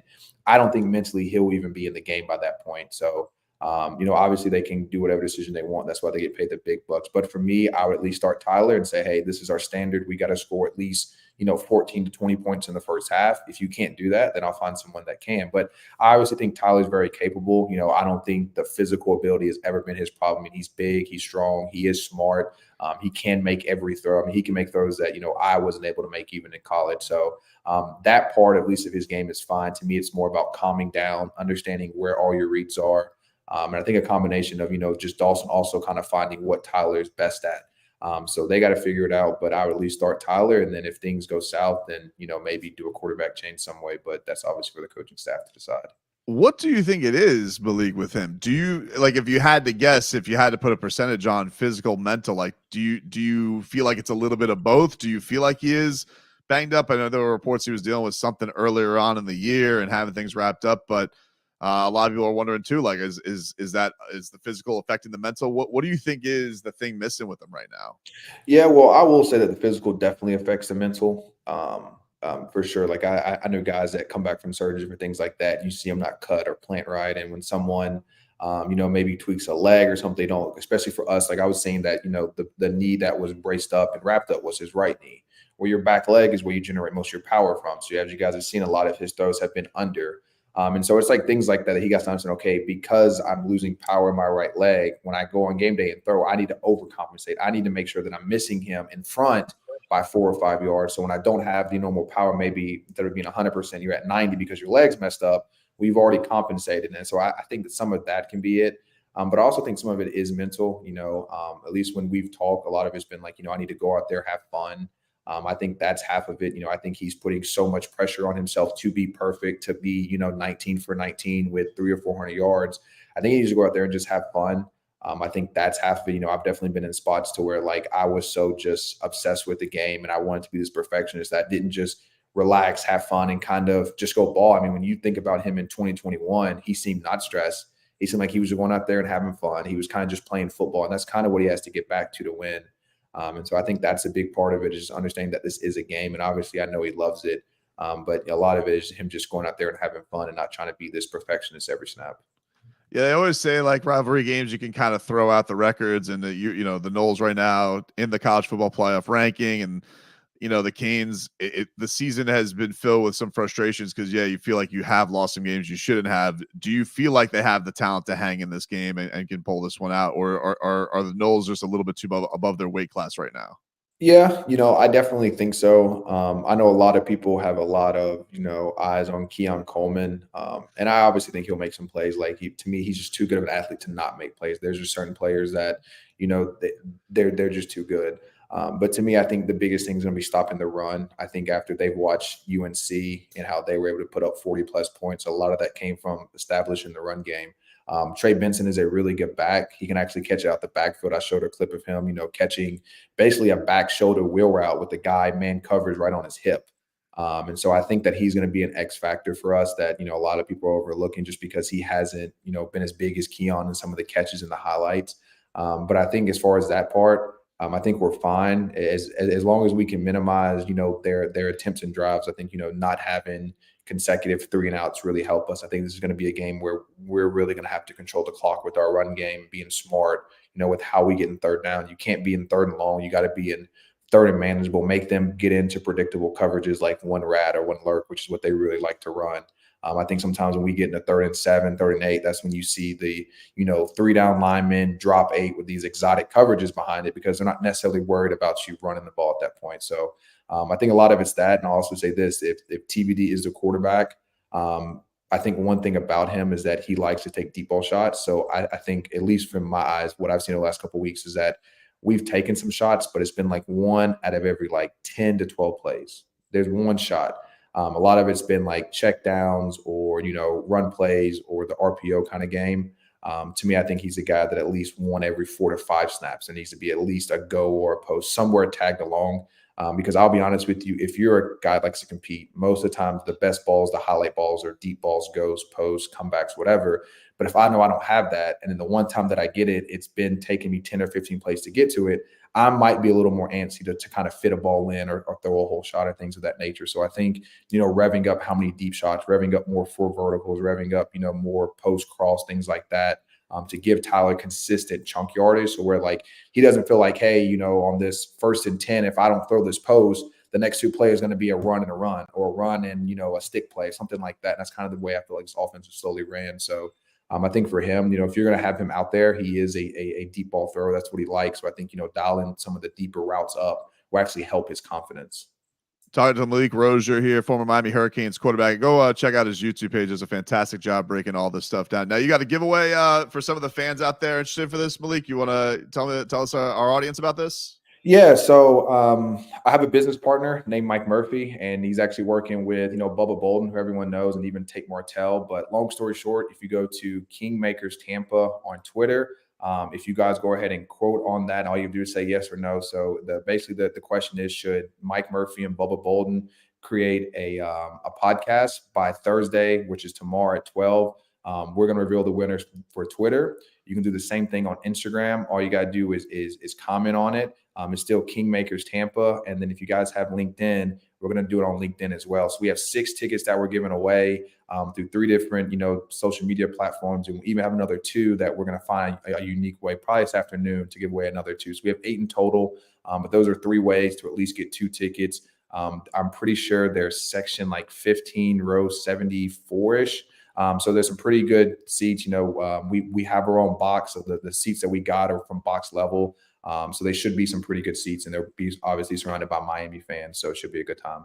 Yeah, I can't even imagine. The atmosphere, Malik, when you get the just seeing that crowd and taking that in, what is that like, man? Knowing that this is the heightened one, both fan bases usually are around each other. The players usually know each other from childhood and things like that. It just, when you take that all in, when you go out there for these kind of games, what are the feelings that overcome you and things like that? I would say first, usually for me, I get chills that go down my body. That's usually the first thing that happens. I would say second, this is why you play college football. This is why you come to Miami. And then I would say lastly, to me, it's more about shutting people up, because in Miami, to be honest with you, I've actually ran into a ton of FSU fans. And so you hear them every year. You walk past them, they'll say Golden O's and hit you with the O. Well, then once you beat them, you're able to walk up when you see them and throw up the U in their face and just keep walking. And so to me, it's a lot of that. It's a lot of, you have a year. It doesn't matter what they say to you. They can't say anything for that entire year. Obviously now I'm more on the fan side of it. So I actually see how much trolling and how much back and forth kind of goes into it. And so I think it is a lot of that. Obviously, I wasn't raised in Florida, but a lot of these guys are. So there are guys from Miami that are up there. So I know for them, it was definitely a lot more personal for sure. But, from a young age, I was a Miami fan. And so I definitely took that game personal as well. Before we get you out of here, Malik, the big college football story is this whole sign stealing scandal from Michigan. Leroy is not here, so I feel free to ask this. What do you make of all of this whole sign stealing thing from Michigan? Should they throw the book at them? Do we need to see this all play out? Because this is wild. You got the guy in disguise on the other sideline. All the schools seem very pissed. I don't know what the right answer is, but this just seems bananas the kind of lengths they went to kind of go about getting other teams' signals. Yeah, and to me, I think that's the biggest part of it. It was, the length that you had to go. Whenever, you have pre-made signals for the signal guys on the other team, to me, that's above and beyond. So, I played baseball. I was a catcher for a while. I think from a young age, you kind of understand, hey, if there's a guy on second base and you just put down one finger to show it's a fastball, he might communicate that to his teammate. Like, I'll be honest with you, in high school, we did that. We had ways that once we kind of figured out, hey, when he touches his head first, it's a fastball. He touches his chest first, it's a curveball. He touches his knee first, it's a changeup. Like, sometimes the catchers would touch their body parts as like signals. And it's the same way in football. Like, you can kind of see the signal guy. If you're smart enough in game within those 3 hours to figure it out, relay it, and then translate it to your defense, that's just you having a smart guy. But when you're sending people out, you're watching stuff like, even in like 2016, when Brad was a starter, there'd be times for me, like all I would do would watch the secondary. So I'd find their best safety. I'd watch his signals. And if every time he pointed to the sky, they'd go cover 2, I would tell Brad, hey, Brad, if you see the safety point to the sky, it's cover 2. That's fair game. You know what I mean? That's you in game, learning, adjusting, and figuring out how to like produce. But to me, I think if you're pre-planning, you're spending, a week to 2 weeks prior, getting all the film in, matching signals to plays, and then doing things like that. To me, it's hard, whenever you're talking about these kids only having to learn the signals each week, the playbook's slowly going to change. And on top of that, these kids have classes. So they're also learning stuff from the school books. So they're not just football players. Not like they can spend all day just studying the new change in the play calling. And so to me, I think that's the part that is missing. And when you talk about like OCs and DCs, to me, most offenses are the same. Like, they'll have their tweaks, but you'll see like common plays that come through our offense and defenses. The biggest thing to me that separates good OCs and DCs is what they call in third down and obviously fourth, and what they call in the red zone. But if I'm an OC or DC and I know what you're going to call, that gives me a huge unfair advantage. So if I know it's 3rd and 2 and you're about to pass the ball, well, I'm not going to load the box to give you a good look. I'm going to play more of a blanket coverage and make it very hard on you. So that's kind of where I think in certain situations, it does give Michigan a huge unfair advantage, especially talking about current situations, third, red zone, things like that, where they kind of know what to expect. We appreciate the time, Malik. Always great on the show. And do you want to tell us one more time where people can go to win Canes FSU tickets? Yeah, so it is on Twitter, it is on Instagram, and it will be on LinkedIn. It is Kingmakers Tampa. Again, all you got to do on Twitter is quote, on Instagram, comment on the photo, and then on LinkedIn, they have it up there. It's going to tell you the answer. That is it. There's 2 tickets per site, and then we got another 2 that will come out later. We'll tell you guys how it's going to come out.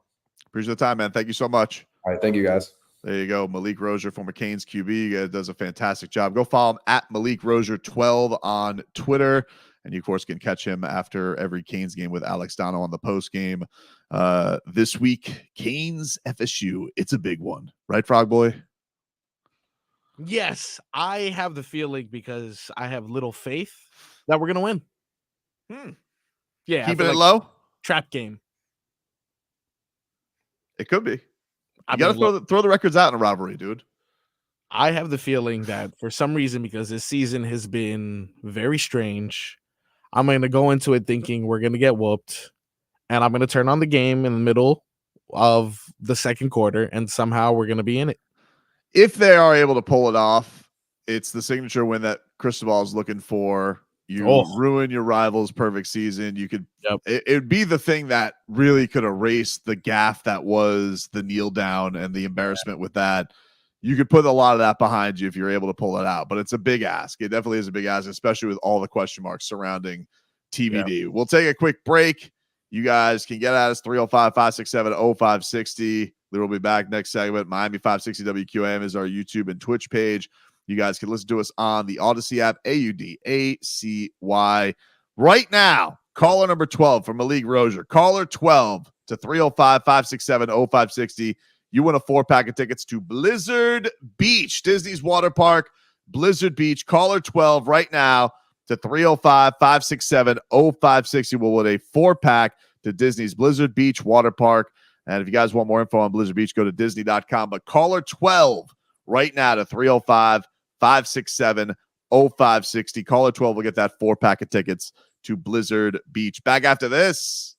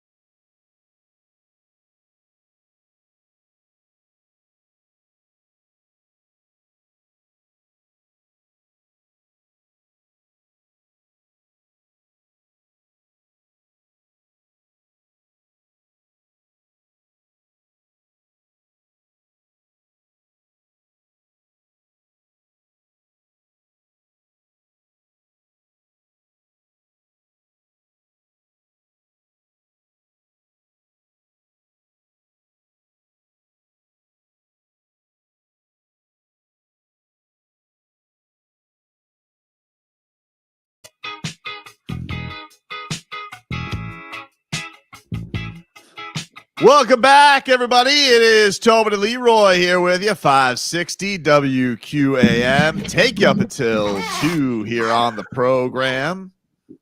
Oh, Tortuga. J-Fig, that's one of the brightest colors you've worn in a minute. Thank you. Well, Tortuga's not very goth. It's not. Really? No. Nope. No. Fest on the beach, dude. How was Cleveland, Leroy? Yeah. So it was fine. It was fine. I have to school him a little bit because they were talking about what happened to the run game. I'm like, the run game's fine. They only average 3.3 yards a carry. I'm like, see, here's the difference between a player and a non-player. I look at the amount of carries, right? Mm-hmm. They carried the ball 40 times. If a team allows you to carry the ball, to run the ball 40 times without getting you off the field, you are dominating them. 40 carry, that's 20 minutes of football that they don't have the ball. Mm. So even though the yardage wasn't there, the amount of carries is what you look at, right? Time of possession or whatever. Now do that to a bad team and put pressure on them to have to score. It's over. Did they take your schooling or do they lash out at you? No, they usually they'll fight back a little bit, but then I'm like, you know what? I'm telling you, it's an amount of carries. And then they hit me up with the Michigan stuff. They came. Of course. If it was Ohio State, I'm like, okay. You're right, actually, but they're right. I know. I didn't fight it, but I'm just saying, you know what? The kids didn't do nothing. Why are they getting penalized? Right? Because everybody else can leave, do whatever, and go make more money. These kids lose an opportunity to play college football, and you can't get that back. Let's get to some cat talk here, brought to us by friends over at Celsius. Hockey fans, don't sit this one out. When it's game time, make Celsius a part of your play. Get that energy up.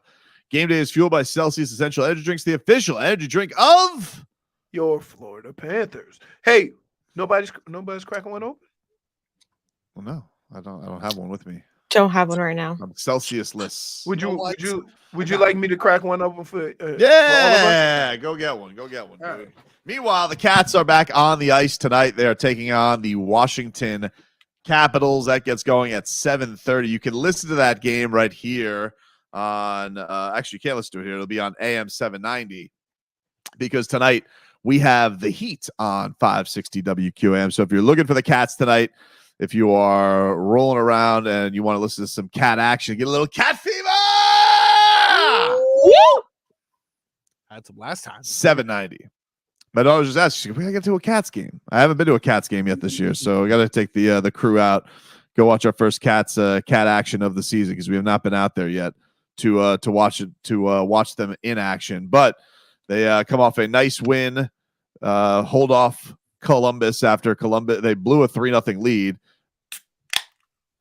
Oh yeah, there you go. They blew a 3-0 lead. Come back. Nick Cousins ties it up. They win it in overtime, so they will look to ride that as they go off into this game against the Caps tonight. So 7:30 is your puck drop. That is when you get going. Meanwhile, got a lot of action tonight.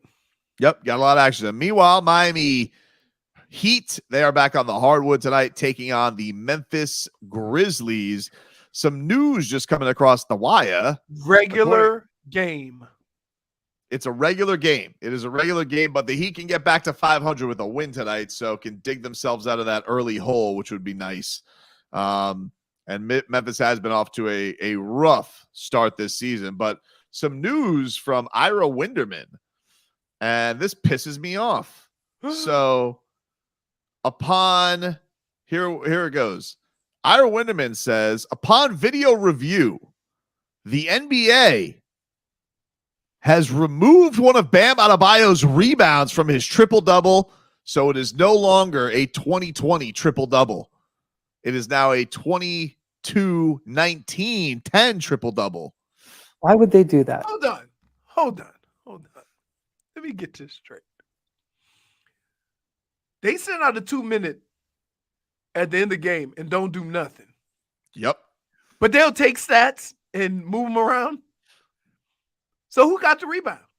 It says, Ira says the removed rebound was in the second quarter when Adebayo blocked a shot and Duncan Robinson received the rebound. And I just got to say, I hope you're happy, LeBron. That's what we doing now? I hope that. Huh? I hope LeBron's happy with himself. Good for you, dude. You had your little team go out there and have the entire game reviewed for fouls. And what do you know? All of a sudden, we take away Bam Adebayo's record mark. First 2020 triple-double in Heat history. And old LeBron had to ruin it because he can't stomach the fact that he lost to the Heat. So they had to send all the reviews to the league. What do you know? You know what I say? The hell with him. It's in the books. It's not in the books. They just took it out of the books. They just removed it, Leroy. I know, but it's stupid. Stupid. I know it's stupid, but they took it away. It's no longer in the books. So when you say I was there for the first 2020 Heat triple-double, you weren't because the NBA says you weren't. You can still say you were there. Nope. Because no. Wait. Here. You were there for the 2020 triple-double. After you left, they took it away. But you were there. When you left the arena, Bam had 2020 and 11? I think when it's in, it's in. That's it. This isn't like said that. But it's not. It's not. They just took it away. I know. LeBron snitch. I'm gonna just start calling them 2020. That's it. 2020. Ridiculous. You're going out here willy-nilly taking away numbers like it's going out of style. How you get 20 rebounds with Anthony Davis on the other team? Well, one of them being he outplayed his ass, and two was he had a hip flexor. Because it's November. Pretty close. It's November. You think LeBron's looking at him and like, dude, I've been playing for 21 years, and you missed more games than I've missed in 21 years. That's true. That's true. I mean, honestly, and then that hug with Bam after the game with LeBron was very, very long. He goes, "Oh, look at you, solid, durable." Can I just say, so I got bad feet and I got to get my knees, whatever. So they told me, I told you about them trying to put me in the old white people shoes, Brooks, Saucony, right? So, they told me, get some slippers. You can get some slippers like UFOs, right? So I got some, and it puts an arch. I'm walking around the house like a fat stripper. Like I can barely walk on them, dude. Like it's like my feet are so bad, and I don't have an arch that walking in these shoes, like it's like I'm struggling to walk. Jeez. Yeah, that's definitely going to be a drop from now on. I just want you to know that. For sure. Let's give it up for Big Candy. Candy works strictly off your generosity. I want candy.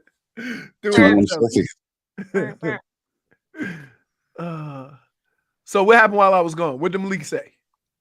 Nothing much. I mean, he said we talked about the Michigan thing too. He said he goes, sign stealing is a thing, but like putting people in costumes a little extreme. That's what I'm saying. I'm like, listen, can I just say this to coaches and players?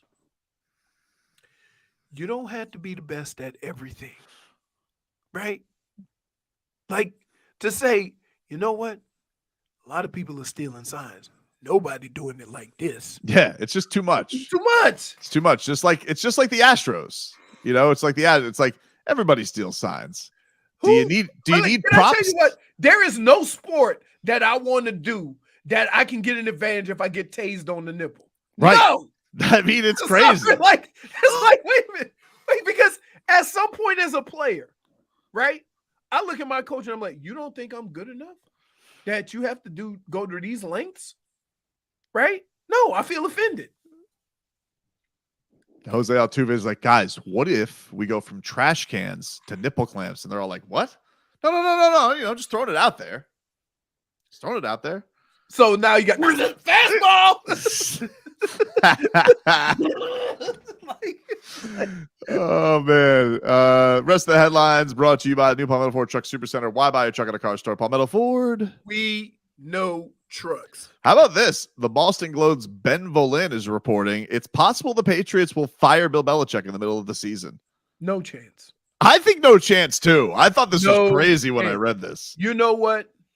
There is nothing that would say I'm an ingrate more than doing that. This is because even the fans, the guy won 6 Super Bowls, and as a fan, you're calling him a bum. And look, let me say this: the same thing happened down here with Shula. Right? With Shula. Yep. Same thing happened with Chuck Noll, right? No, as an organization, have some more pride. This is what it writes. Ben Volin writes the Boston Globe. Based on my conversation, I don't think it's 100% that Bill Belichick finishes out the season. These next 2 games before the bye are huge, particularly the Germany game, which is practically the team's Super Bowl for the Crafts. If Belichick loses at home to the Commanders and then to the Colts and come home from Germany with a 2-8 record, I think there's a chance the Crafts could make the move in the bye week and install Jared Mayo as the interim coach for the final 7 games. Linebacker? Yeah. They already have a replacement. You already talking replacements? Yes. Wait. Dude, look. I don't care what you think of Bill Belichick. It's a rotten move if they do that. Nobody with his credentials deserves what Ben Volin is talking about. It's crazy. That's crazy. You know what? If that happens, and this has nothing to do with how I feel about Bill Belichick. This has how I feel it's about okay. I mean, look, it's okay. About a person that's accomplished that much for your franchise. He's a legend. If you do something like that, I will root against you for the rest of my days. Ingrates. It's really bad if that's the case. Fire him mid-season. You don't even let him finish out the stinker. But here's the funny thing. Honestly, Leroy, I think it's crazy. Cleveland waited until the end of the season. I think it's crazy that they fire him even after this season. Like, right. I think you let a guy like that, he leaves on his terms. Right. But, maybe you have a talk with him and be like, hey, can you not be the GM anymore or something? But man, that would be so rotten Robert Kraft must have been just wait. If that does happen, Robert Kraft must have been having like so much hostility towards him that we are unaware of. Because of the Tom Brady. Could it be a situation like Jerry Jones and Jimmy? And Jimmy is that I get how much you've done for this organization, but me and you just ain't hitting it off right now. Yeah. I don't know. That's crazy. Keep an eye on that. I can't, dude. Can I just say that I think he prefer it that way.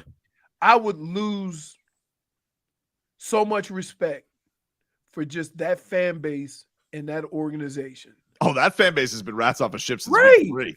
Right, but it's like fire him, get him rid of him. He doesn't know what he's doing. Where else is this? You gonna find another one? Isn't that the Patriot way though? Isn't it like no one is above the Patriot way? Tom Brady didn't get special treatment. Randy Moss didn't get special treatment. No one ever got special treatment when they went to New England. So why does he? That was Bill's thing, not the organization. Well, Bill, the bill is due, my friend. Time to get out of here. In the middle of the season, cut him. You let him look. You have a conversation, and if anything, you don't say it was a firing. Mutual agreement, right? The old mutual parting of ways. Mutual parting of ways because you respect that man for what he's done for your franchise, right? Man. You don't fire. Who gets fired after winning 6 Super Bowls for your franchise? Who? Huh? He's 1-0 since Tom left. Was it him? So what? Still 6. You can't fire who it was. You could stomach it after. You can't fire him mid-season. What if you part ways with him mid-season? Hold on. Listen. Here's what's crazy. This guy, and I'm talking about you, Tobin. You would replace TVD in a hostile environment to play. But then we get to Bill Belichick and you say, you shouldn't fire him. Dude, I got my levels. You can't fire a guy. That's not right. It's not. That's not right. Wait. And wait, doesn't it seem like if they should do it, that everybody in the organization need to go take a shower? Like it seems dirty, doesn't it? It does. It does. I can't explain it. They already got his interim coach lined up. Crazy. Right, and a replacement coach, which is another. Wait, is he a Belichick disciple? Yeah, he's on the staff now. Yeah, Right, but I'm just saying. I think he's a linebacker. I think he's new flow. I think that's his gig. What if you promote his son? Make his son the head coach. Oh hell no! Old tongue boy's gonna get the heave ho. Yeah, dude. Oh no! That's how you make it all. That's how you smooth it over. We No, decided you we go on to the next you era. don't. You fire his son next offseason when no one's looking. Dude, there's no way you fire Bill Belichick during the season. If you guys want to win a photo op and autograph with Jaylen Waddle, Don't courtesy say of it. Hollywood Collectibles. Waddle. If you want Jaylen Waddle's autograph and picture from Hollywood Collectibles, let's give you a chance to win that. Text the word touchdown to 20357. Text touchdown to 20357. And you can win. If you don't win, you can meet Jaylen Waddle at Hollywood Collectibles on Sterling Road in Dania Beach, November 11th for photo ops and autographs. Tickets are on sale now at HollywoodCollectibles.com. The Heat and Panthers are in action tonight.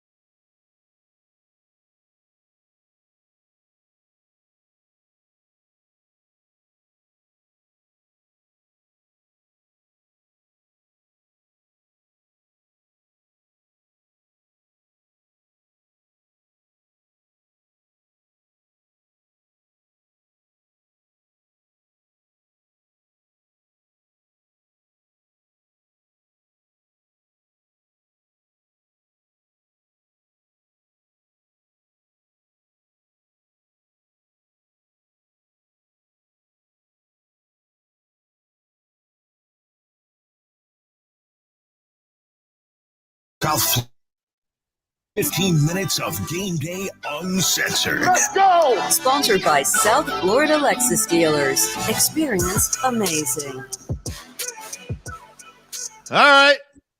Welcome back, everybody. Tobin and Leroy here with you. 560 WQAM. Want to let you guys know football, basketball, hockey are all here. And so is our Dave & Buster's gift card giveaway. We got your chance to win a $250 gift card from Dave & Buster's. To watch it all, you can go to Dave & Buster's in Hollywood with your gift card. Spend the day watching your favorite teams on us. And Dave & Buster's. All you got to do is go to WQM's contest page and submit your entry to win. Eat, drink, play, watch sports at Dave & Buster's in Hollywood. Leroy, what do you think of this? Terron Armstead said yesterday, he says, no one is wavering. No one is second-guessing. We're going to be harder and harder to beat. We want to be peaking at the right time going into the postseason, and we're working our way towards there. Do you believe that? The idea that the Miami Dolphins are still developing and going to make themselves harder to beat? I do. One of the things you have to admire this team for is that they've always stayed the path, stayed the course, right? Nobody's gotten frustrated. Nobody's gotten upset about their role or whatever. And you got to give credit to Mike McDaniel for that. But here's the deal. You can't underestimate the situations that you have to go through to become a championship team, right?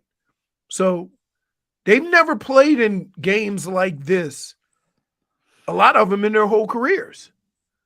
And you got to learn how to deal with it and the approach to it. And that's including the coach, right? There's a difference in being the guy who's suggesting what to do and the guy making all the decisions. Yeah, like the two stars who have the experience in this are Tyreek and Jalen Ramsey. Those are their championship experience guys. But for the most part, a lot of them are young and dealing with this for the first time. So you're gonna have some problems when you have to play these teams who look at it as just another Tuesday or another Wednesday, right? Because they've been through it all. And the moment's never going to get too big for them. And they're never going to put any pressure on themselves. Like, you're not going to hear anybody from Baltimore or anybody from Buffalo or anybody from the Eagles say, ooh, they about to get this work. Right? Mm-hmm. You're just not, because they got a bigger picture in mind. And so these are things that you have to learn, you know, as you know, if you want to win a championship. Look at all the teams. Who has popped in and popped out? Like, even the Rams, when they won, they were good for a couple of years. Well, no, they had a pretty big tear. Well, they were good when they made the Super Bowl, and then they got Matthew Stafford. Right. But then they had to pay the piper, which was understandable. And also Matthew Stafford had his arm blown off. So No, so you see what I'm saying? So, like, yeah, it's not something that, you know, your team starts playing well and everybody thinks, ooh, they still got to go through some stuff, right? So I'm never going to get too worked up about it.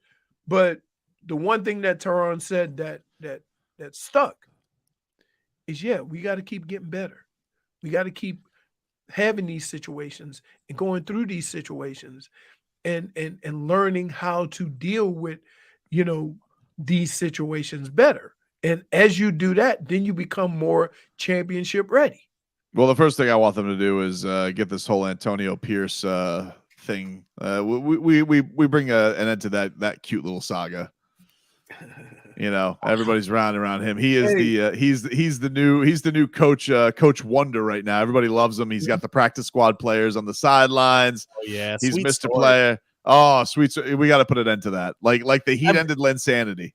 Oh yeah. But the funny thing about it is, man, it's something to be said about being able to go out and relax and play and not have to deal with all of the other stuff. So, if anything, he's just a different face, a different voice. Schmieden says Dolphins can't win a big game, but don't worry, guys. Leroy admires them. He's lashing out today. See what I'm saying? He's lashing out. There you go. He's lashing out. There you go. So your team hasn't been consistently competing for a playoff spot in 20 years.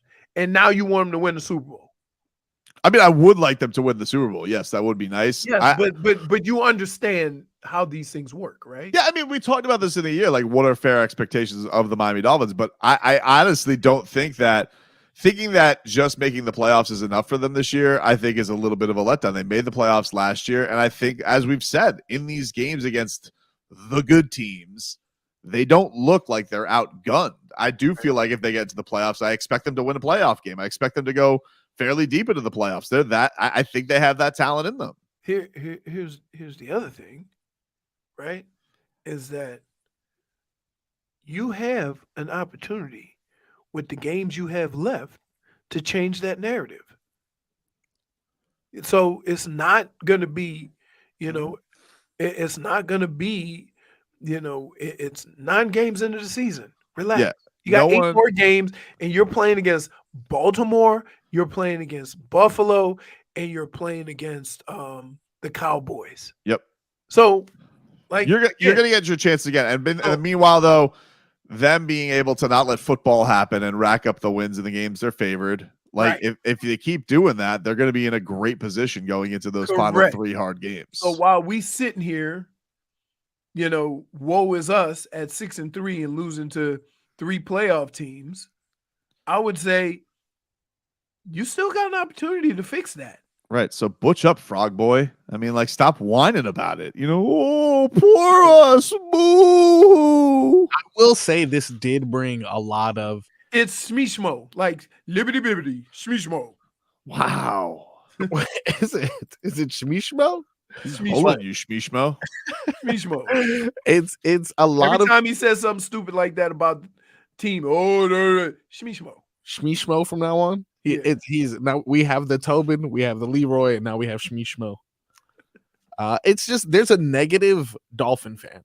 There's one that lives within, I don't know if every fan base has this, but there's Dolphin fans that wait every single year. They wait so that they can say, same old Dolphins, same old Dolphins. They wait for it every year. And this loss to the Chiefs, they all came out of the woodwork. All year it's been good. All year it's been, I don't know, the refs maybe. This loss to the Chiefs, all the same old Dolphin fans are out now, and it's disheartening, man. The team is good, but what am I supposed to tell them? You know what we call those? We call those fans the knuckleheads that were in left field for Major League. Right? The chat also calls them the Robbies. The Robbies. We got the Swifties. We got the Swifties, and then we got the Robbies. The Robbies. Ooh, we'll take a quick break. Back after this for Rats Off a Ship.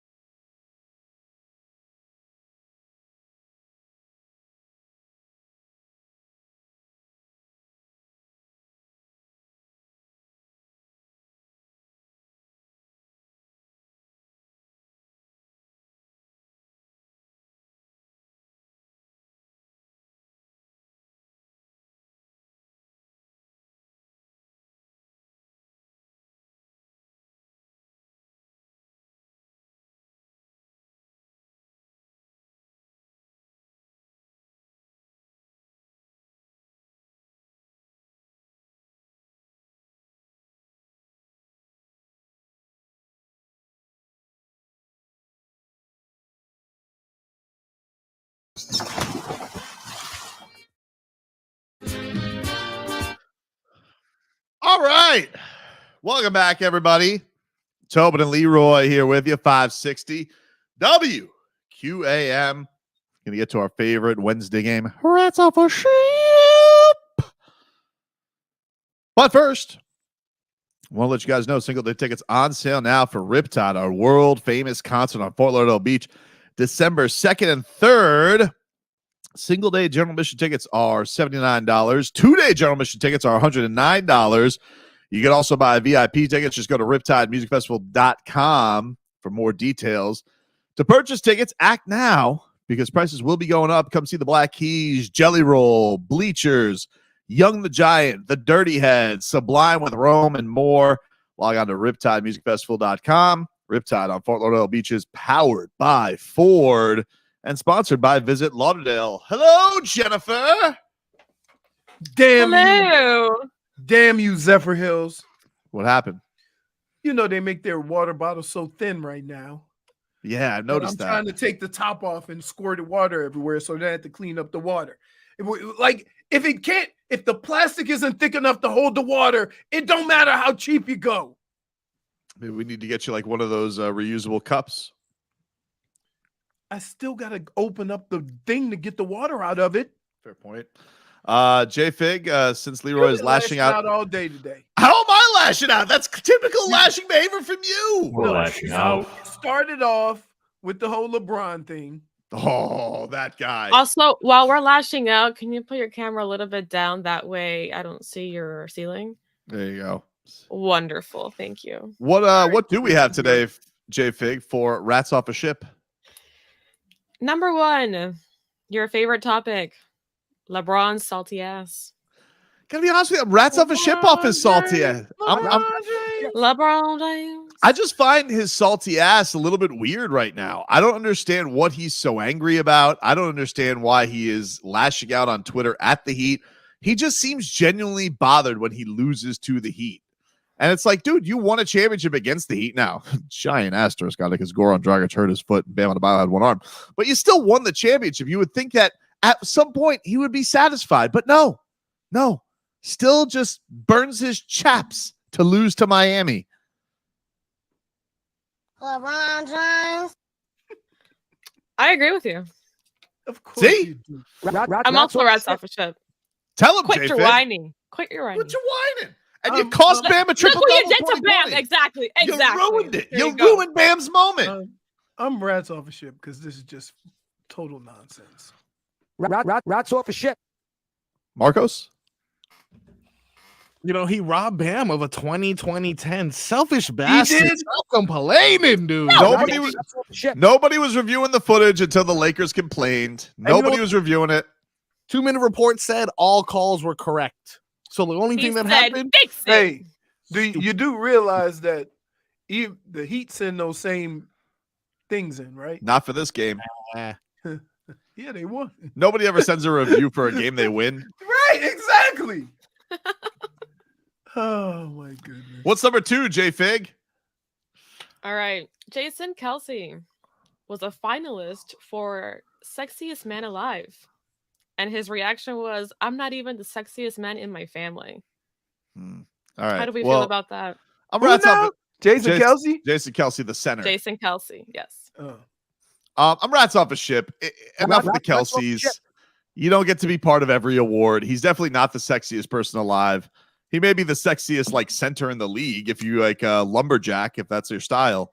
But man, there's something about lumberjacks. Offensive linemen are nasty. Yeah, they are nasty. I can't get with this. You know, you're not that handsome. I mean, first of all, not even the handsomest guy in the league, let alone Kelce. You won't even talk about lumberjack looking fellows. Zach Sealer, way sexier than Jason Kelce. Zach Sealer blows Jason Kelce out of the water. It's not even close. I mean, why? Because Zach Sealer decides, hey, I found the love of my life. And my brother isn't dating the biggest rock star on the planet. Now all of a sudden, Jason Kelce gets side awards now. He's getting residual awards. It's ridiculous. Jason, I tell you what, there's like 9 Dolphins sexier than Jason Kelce. Von Ginkel, that hair. Come on, dude. Ridiculous take. Hey, I'm sick of the Kelces. You feel so I'ma say strongly this. about this. I'm not rats off a ship for this reason.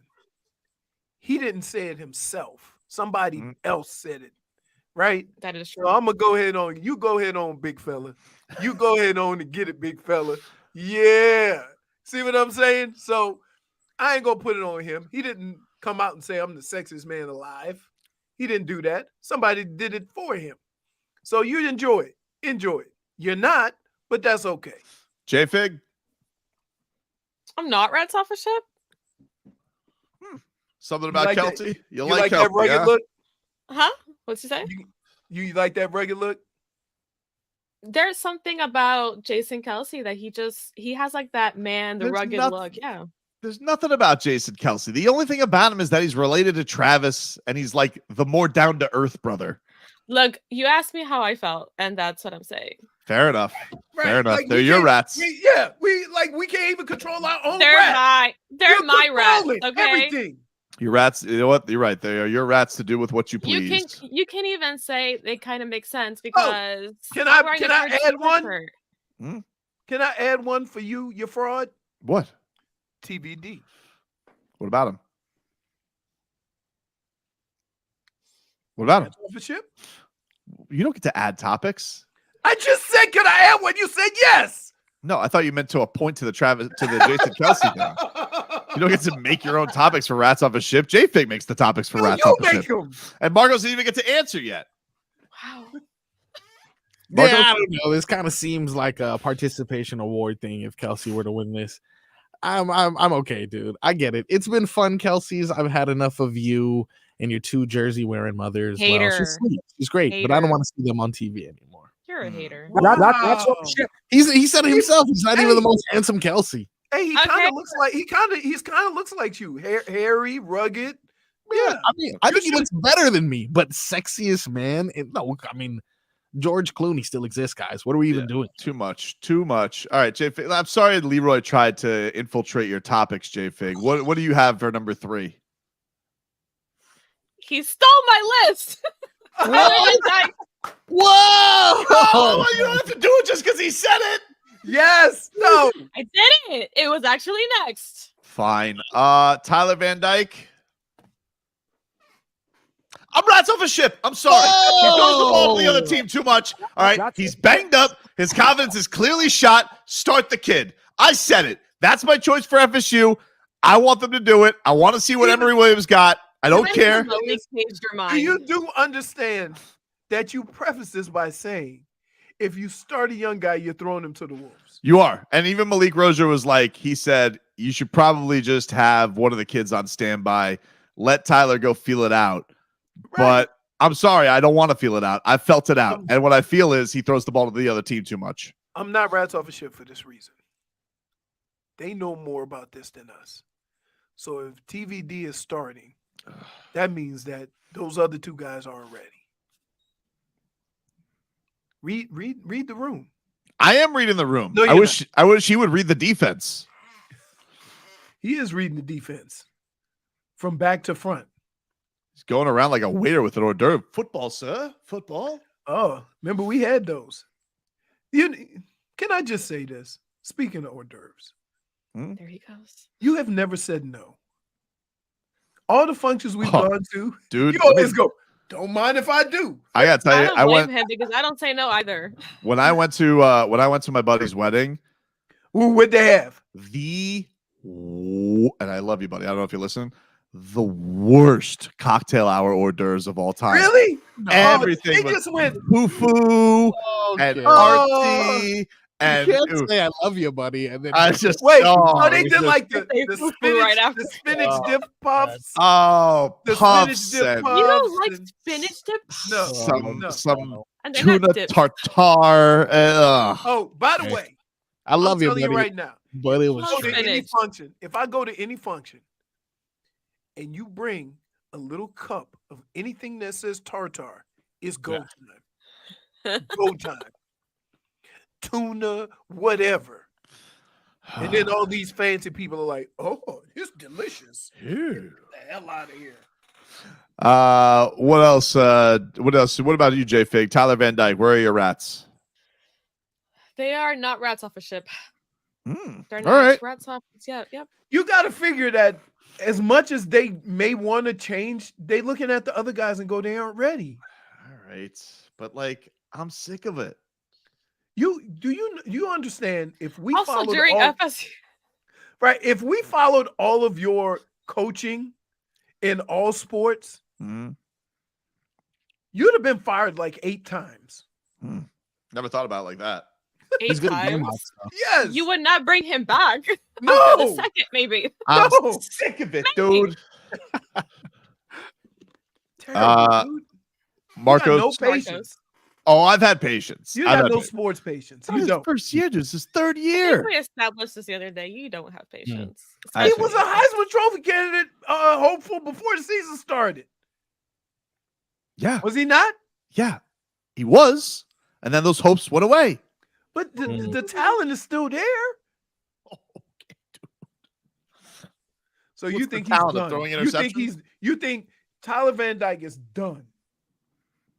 I think his goose is cooked. Yeah.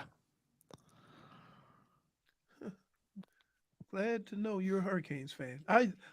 You know what? Before I go to bed, I say, thank you, Jesus, for my lovely family, my beautiful friends, my health, and thank you that Tobin didn't have to critique me when I played sports. All right, dude. Well, listen. Amen. If you would have fumbled the ball 11 times in 3 games, I'm sure that I would have been rats off a ship on Leroy Horde. I know you would have been rats off a ship. Oof. That's why I'm saying the prayer.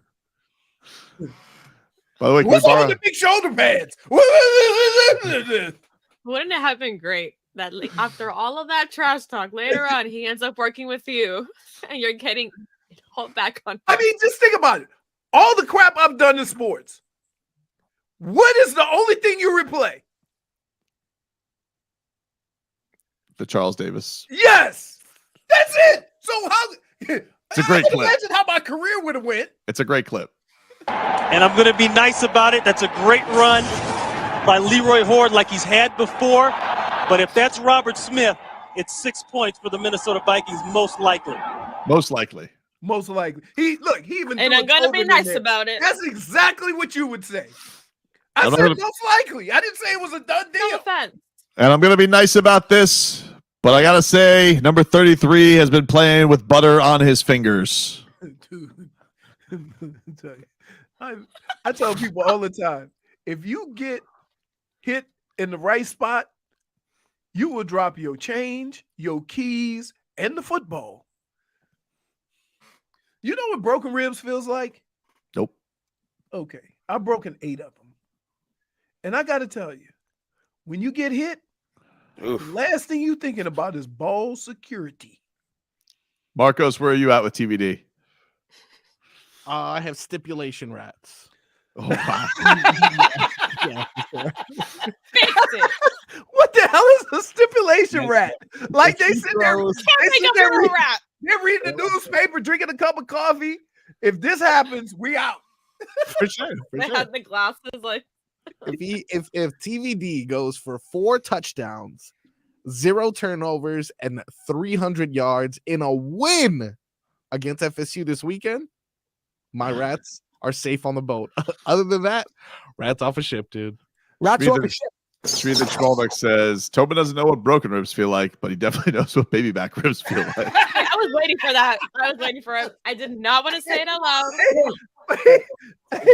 Witcher. I'm sorry. I didn't mean for you to hit my shrapnel, right? But it seems like if you mention the name, a food, a snack. You set it up real quick. We'll take a quick break. Final hour coming on up. Back after this. QAM.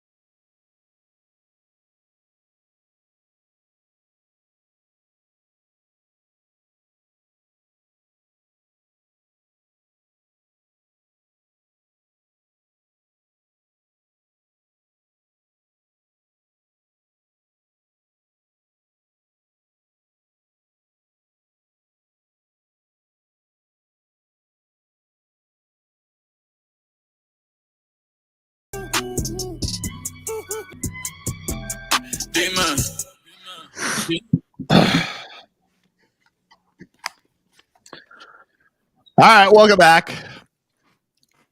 Tobin and Leroy here with you. Take you up until 2 here on the program. It's going to be fun to have some action. Like quiet night last night. Yeah, how dare you open the app up, Hard Rock, and not have anything to bet on? I know. Gotta get some action tonight. Yeah. Although Bam versus Triple J tonight. He took that matchup very personally in the preseason. Very personally in the preseason. Bam, what did Bam throw 4 blocks on him in the preseason? Did it with the blocks. I know.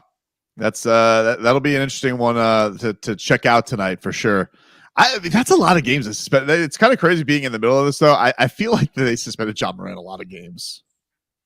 Yeah, when your team is over, that usually means something. Like they got a long way to go without him. It's all like if you start off, you got 18 more games of this, and you're 1-6. First of all, they're making it seem like 25 games is a lot, right?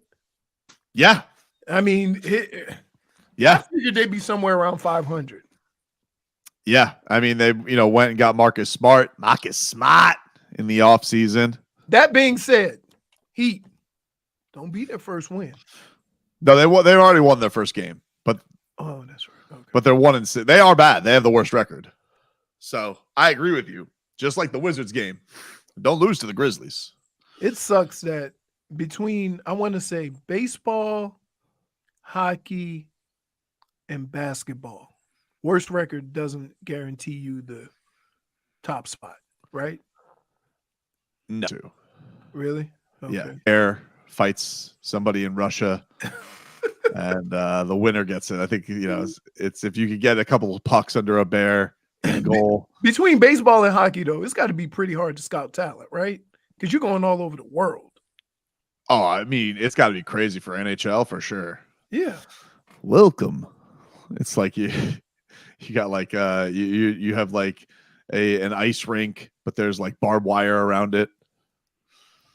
I get to see New Gretzky this weekend. Connor Bedard. Connor Bedard. Wow. Isn't it amazing that wait. First of all, can I get some love for even knowing that? Very impressive. Yeah, that's impressive, right? That's pretty good. Pretty good.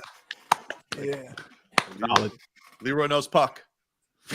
Got to tell you, when you watch it live, you have a whole new appreciation for it. Great experience. Yes. Aren't you sitting with the Ekblads? Yeah, I'm sitting in their seats. No traffic cones allowed around me, guys. Wow. No Kepkas around you. Yeah, we have a nice boots on the ground report. Ekblad! It's boots on the ice. Boots on the ice. Yes, of course. I'm a rookie. I'm a rookie at this. But yeah, I get all the foods too, Leroy. I'm gonna be picking at the food. You're in the suite. You're in the suite. I'm in something. I'm in suite. What I do. Man, I tell you what. Are you bringing the baby?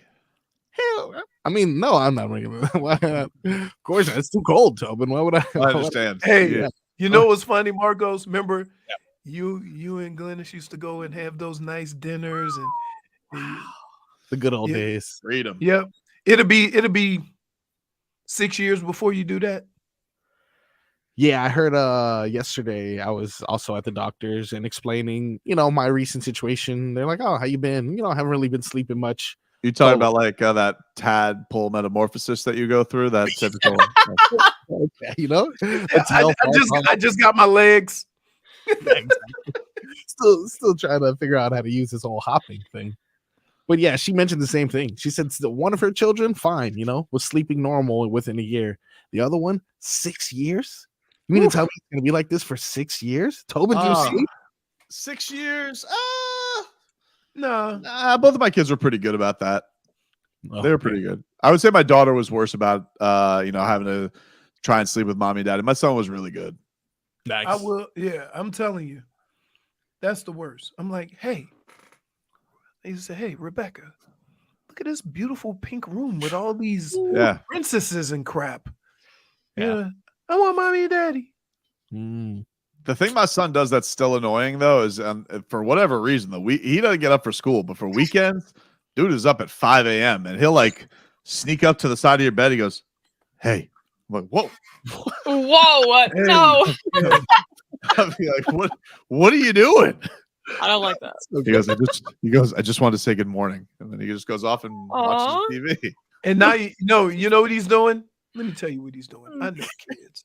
I speak kid quite well. He's putting you on notice. He's like, look, if you don't get your ass up, I'm gonna be in the other room doing stuff.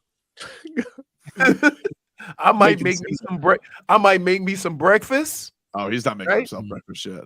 He's not making himself breakfast yet. It might come. I mean, maybe when he's 8, but not yet.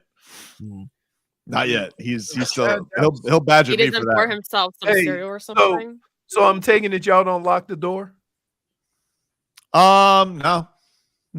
He picks the lock. He's really looking at Tobin, like trying to figure out. The Tobins come from a long line of cat burglars. You just come out of the womb knowing how to pick locks. He's really just trying to find side control on you. That's what it is. We locked the door. That's what we used to do because Rebecca used to always just come in at night and get into bed.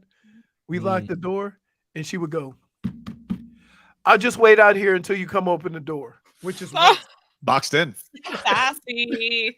Yeah, you got no other play after that. So first of all, let me tell you something. I was Bam Adebayo yesterday. Wow. She had company over. Oh, yeah. How'd that go? You came back late from a couple breaks, making sure you're. Leroy was like Mills Lane. I'm gonna need you all to go to neutral corners. Yeah. So I go after the show. I go and I watch TV, and I'll usually doze off or whatever. Woo. And Rebecca's pulling at my feet, trying to take my slippers off. I'm like, what are you doing? Get you more comfy. Yeah. I'm like, no. She wanted you to go to sleep. Yeah. I'm like, nope. I'm like, can I just tell you? I've been through a lot of situations in my life. NFC championship games. Sure. Rose Bowls. Yep. Whatever. This ain't got nothing on that. This is the worst. Head on a swivel. This is the worst. Dude, you are on, like, let me tell you something. I'm like this. I'm asleep, but I'm like this. If it get too quiet, I'm Zeus, go over there. Let me know what's up. Zeus will run he's over gonna there. let you know. Oreo, bark or something when they get too close. Let me know. Crazy. Take a quick break. Back with more after this. QAM.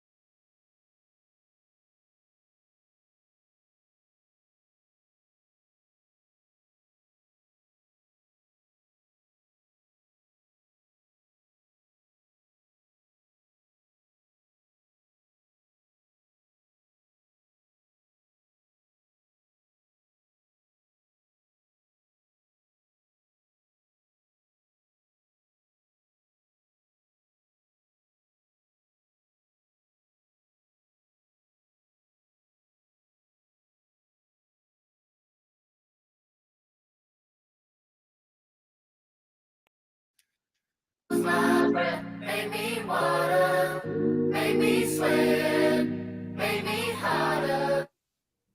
All right, welcome back. Tobin and Leroy here with you, 560 WQAM. Want to let you guys know about the Riptide Music Festival. Single day tickets on sale now for Riptide, our world-famous concert on Fort Lauderdale Beach. December 2nd and 3rd, single day general admission tickets are $79. Two-day general admission tickets are $109. You can also buy VIP tickets. Just go to riptidemusicfestival.com to purchase tickets. Act now because prices will be going up. Come see the Black Keys, Jelly Roll, Bleachers, Young the Giant, Dirty Head, Sublime with Rome, and more. Just log on to riptidemusicfestival.com. Riptide on Fort Lauderdale Beach is powered by Ford. It is sponsored by Spirit. Travel more with Spirit and the free Spirit MasterCard. Also, want to let you guys know that we're giving away a photo op, an autograph with Jaylen Waddle today. All you got to do is text the word touchdown to 20357. That's touchdown to 20357. And you guys can win that photo op and autograph with Jaylen Waddle, courtesy of Hollywood Collectibles. Jaylen's going to be there this Saturday at Hollywood Collectibles on Sterling in Dania Beach. And if you guys want to purchase tickets to go, if you don't win, HollywoodCollectibles.com for that Jaylen Waddle meet and greet. Bam Adebayo has just tweeted Leroy, and he has reacted to the NBA stripping him of a franchise first. These cowards who went out there and decided that they needed to take a rebound away from Bam. Do you have the tweet here, J-Fig, from Bam Adebayo? This is him minutes ago on Twitter going, well, 22, 19, and 10 since the NBA wants to take my rebound. Tough. That's tough. Bastards. True bastards. Take it out tonight, Bam. Take it out on the Grizzlies tonight. Need to get that record even, and they stink right now. So let's go. Keep it going. It's been nice. The Heat got a couple wins in a row. Haven't won on the road yet. 0-3 so far on the road in this early goings of the season. So we'd like to see things just keep it going because they have a lot of road games coming up. A lot of road games. A lot. Was 9 out of 12 or 9 out of 10? We got Memphis, then we got Atlanta this weekend. We get to see Wembanyama on Sunday. And then Charlotte, of course. We started the show off talking about the in-season tournament, which confused Leroy to holy hell. Confused everybody. I just said it. That's all. I don't think it confused everybody, but it did confuse you. I was confused too, Leroy. Don't let him. No, you weren't. You didn't think that Monday was you didn't think the Lakers game was an in-season tournament game. Was it not? The court was. So who's in? Okay, let's be clear. The Heat's bracket. Yes. Who's in there? Hornets. Yeah. Wizards. Knicks. Bucks. Oh, easy bracket. Agreed. And the Bucks have already lost, right? Did they lose in their in-season? I don't know. They lost, but I don't know to who. They won their last game. They beat the Knicks, but I don't know if that was an in-season tournament game. So they can play the same team and it not be an insert? Currently in the in-season standings of the East Group B, which we are, the Bucks and the Heat are both 1-0. The Knicks, Wizards, and Hornets are 0-1. I'm sorry, the Hornets are 0-0. So the Hornets haven't started group play yet. We're well on our way to the in-season tournament cup. Who is that named after? Is that named after the commissioner? Is it the Commissioner's Cup? Named after JJ Barea, if I'm not mistaken. The Barea Cup, yes. Yes, of course. So that means LeBron has no chance of winning it? No chance at it. No chance. Although he'll tell you he's just as dominant with JJ Barea or without JJ Barea in his career. I mean, that has to be like all the things that I've witnessed in sports. His head was in his butt. All he had to do was do what he did to J. Rich the other night, and he couldn't do it. J. Rich was like that. Help! Help! Look at that, Bam. Hey! Wait, that's what J. Rich looked like. He was trying to keep his ground.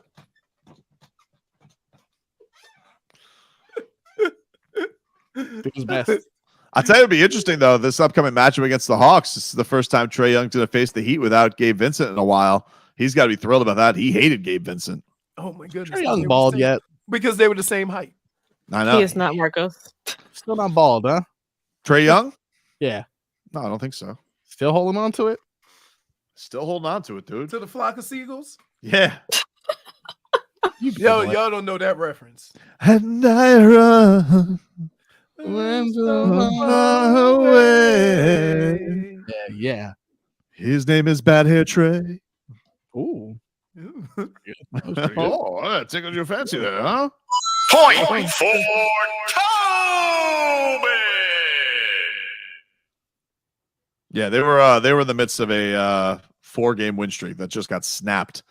They play the Magic tomorrow, the Hornets, and Trae Young's hair. Oh, Keep perfect. for that, everybody. Keep a lookout for that. Very, very important. Better not see any growth either, Trae Young. I know you're up to something. Yeah. I'm keeping track of that hair like LeBron. We followed LeBron's hairline for quite some time. We gave up on it. So gotta follow. Remember he went headband? Yep. Oh, To the point where the headband looked like a yarmulke. He had a very, very big headband. A very big headband. Bam's wearing a headband now, too. Have you liked headband Bam? Yeah, I mean, I could go with it. I think it's a for good- him. Who's the only one not wearing a headband? Kyle. Kyle. But Kyle's wearing this ridiculous giant Eagles hat in the locker room. Why does he keep doing that? He just wants us to let us. He loves the Eagles, and we know he loves the Eagles. We get it. Jeez, He loves it, but he's wearing that comically big Eagles hat everywhere now. That's so great. I don't know if he's just going to do that until the Eagles lose again. I don't know what his deal, but he seems to be just loving rubbing the Eagles. He already wore it to a practice one time to rub it in Udonis Haslem's face. Now he's wearing it in the locker room. I Giant can't wait Eagles till the hat. bubble gets burst, dude. That's one that I'm waiting. I know they got a bye week this week, but I'm waiting on that bubble to get just Do you think that Kyle? Do you think that Kyle Lowry loves the Eagles even more because their best play is the tush push? Oh, that's the only reason. He probably gave them the play for all I know. It's a point, by the way. Point for Tobin. Lowry. What? Why are you looking at me like that? You wonder why people get you at every turn. What do you mean? Then You're you not ask why we're questioning your angles when your boots on the ground. Yeah. That dude sends pictures of everything other than basketball. Dude, did you see how much jewelry Mayweather was wearing at the game I was at? It was a lot. And he was wearing Crocs. Yeah, what's up with that? He was with his new squeeze. Was it?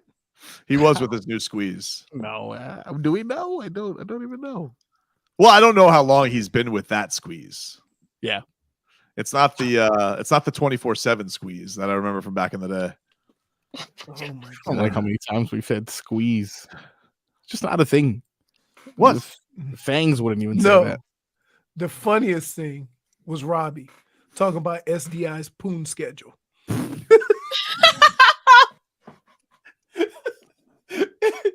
And just to hear Robbie say it, it was like, excuse me? What? Like, you guys nailed it. You know exactly what he's got. Yeah. Oh my goodness. Busy at all times now with that schedule. How do you think Robbie reacted yesterday when the app became public? Oh, I mean, we haven't, he's I'm sure going to be completely busy now from now He's on. Zero dark 30. Yeah, we will not hear from him. He's not going to be responding to Legion Hoops. I'll tell you that much. They send me a message. I can go and try it out and go. How do I We have a soft opening A soft opening like at the app or at the sportsbook? Sportsbook. Ooh, I like that. How do I put, because I'm an NFL insider. I'm not sure if you guys know this. All the picks that I make on a weekly basis, how do I put that in? Can I put that in on the app? Is that something I can do? You can, but at the rate you're going, I would suggest you don't. It was I really need a humbling Blow week your from roll. Leroy. Leroy's been a little bit too fat and Hey, sassy on these picks lately. First of all, let me explain. Y'all don't know how to be humble. Like Let me me. explain something to you. As long as we picking games to determine who throws at the dartboard of doom, I'm never losing. Make sure you save all this, Marcos. Yeah. You don't have to. I'll say it again next week. Football can football. You never know. Dude, I'm never losing. Okay. So you're saying that why did you have nipple clamps once? Did you lose? That was a side bet. Why did That you was have something the different. McBob? Because here's Did you why. lose? Oh, the No, McBob. because me and Tobin would have side bets, You act and the like you loser had ran to away throw at with the this. dartboard. You act like you ran away from this last month. You were a half game out of last place. Yeah, that's true. I didn't lose. Okay, but like it was like that close. Like you wouldn't run lost? away and hiding. Who lost? And hiding. J-Fig. Who's Starfish? J-Fig. Dude, come here, my little starfish. I don't like that. Stop that. Grow up, Peter Pan. No, knock that off. No. No, I'm gonna make fun of you clowns because Do that you too. always, Come on, little Tobin's bro. gonna lose Sports bro. another 2 months because he picks games on Goosey's, Feel Goods, and Petty. No, I've only lost once. we only had 2 months, My point stands. and it was a tie. Technically. Oh no, you. No, I finished ahead. You won the last game. Yeah. Thanks to Man Campbell. Love him. If I'm not mistaken, I was first place 2 months in a row. But it doesn't matter. Apparently, doesn't You matter. know You what? got I one can't bad wait week. for you to get so humbled. Marcos. Oh, Marcos. Oh, dude.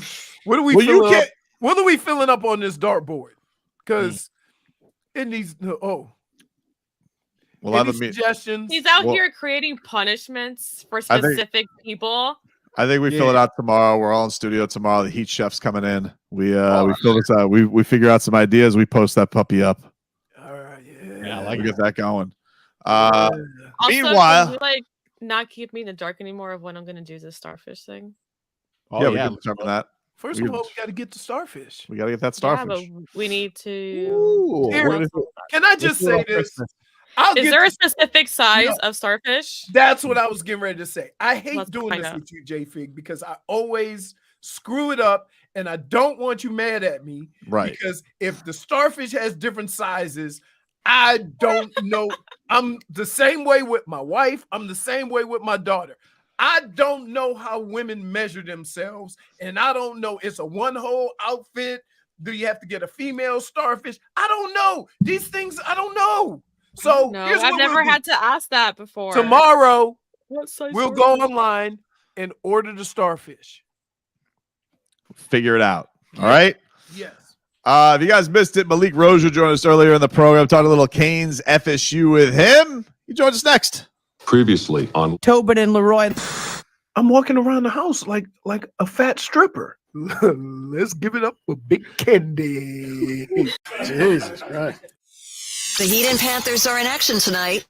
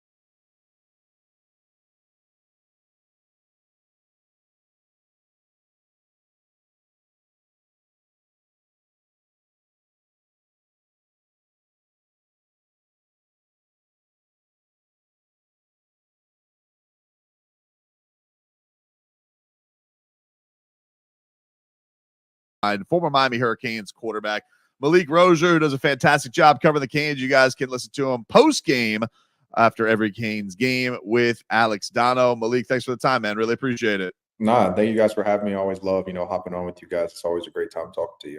This look, man, you got one of the iconic Canes FSU games. Like you snapped a big losing streak. What was the level of goosies when you pulled off that victory against FSU? That one has to be an all-time career one that always sticks out in your mind.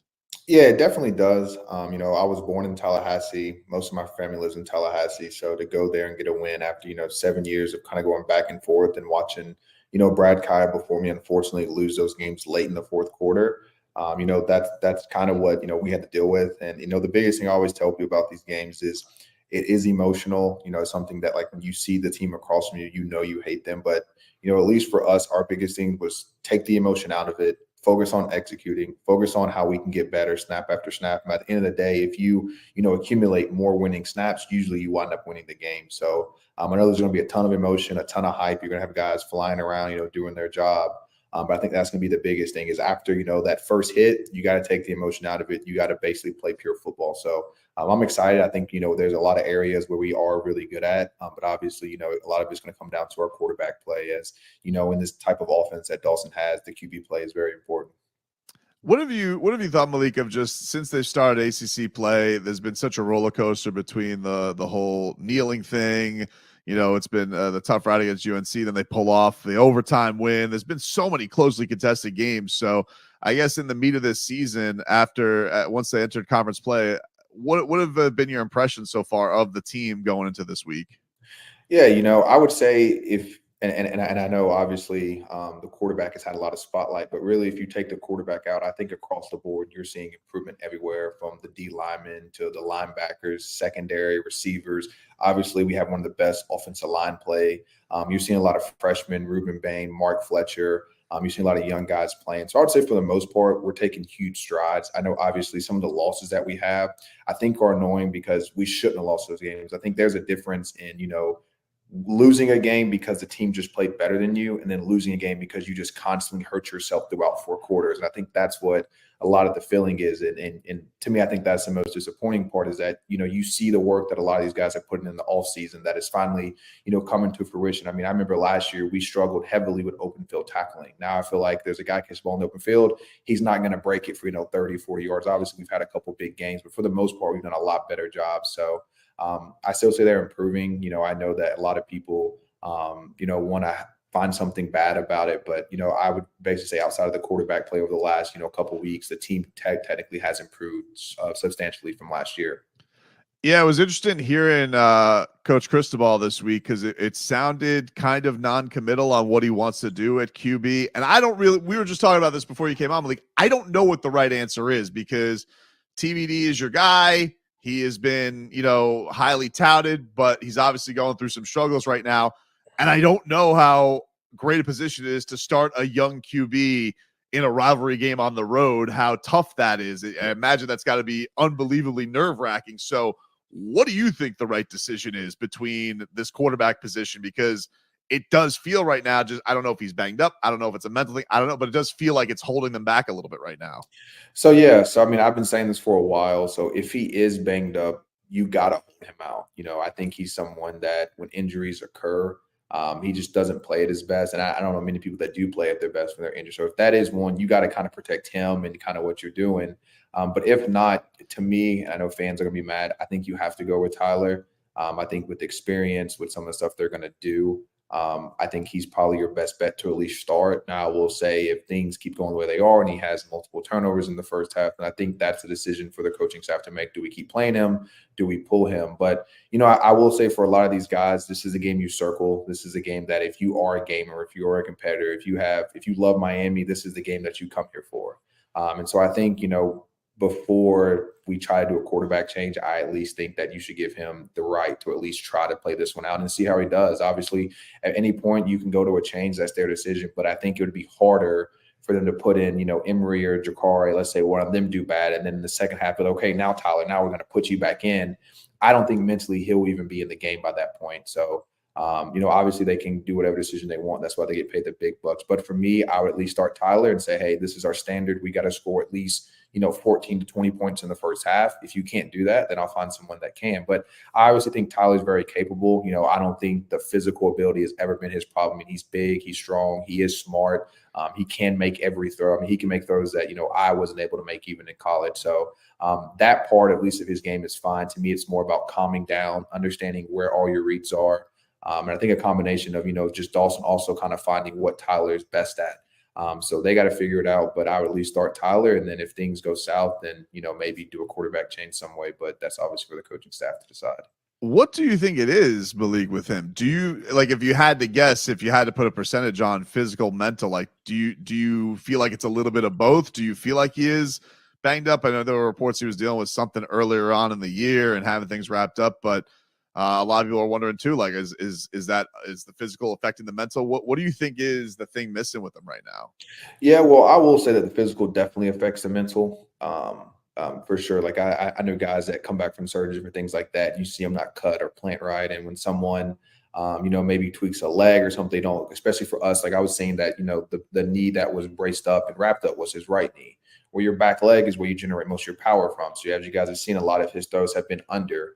And so it's like things like that he got to understand, okay, because I'm losing power in my right leg, when I go on game day and throw, I need to overcompensate. I need to make sure that I'm missing him in front by 4 or 5 yards. So when I don't have the normal power, maybe instead of being 100%, you're at 90 because your leg's messed up, we've already compensated. And so I think that some of that can be it.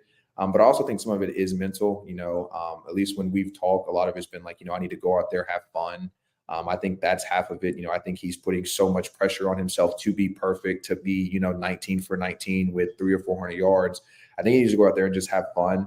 I think that's half of it. I've definitely been in spots to where like I was so just obsessed with the game and I wanted to be this perfectionist that I didn't just relax, have fun, and kind of just go ball. I mean, when you think about him in 2021, he seemed not stressed. He seemed like he was going out there and having fun. He was kind of just playing football, and that's kind of what he has to get back to win. And so I think that's a big part of it, is just understanding that this is a game. And obviously I know he loves it. But a lot of it is him just going out there and having fun and not trying to be this perfectionist every snap.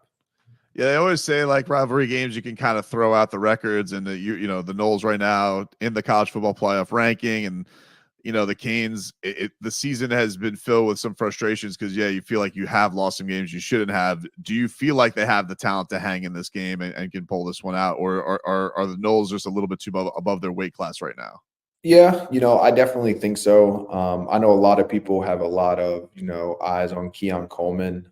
And I obviously think he'll make some plays. Like to me, he's just too good of an athlete to not make plays. There's just certain players that, they're just too good.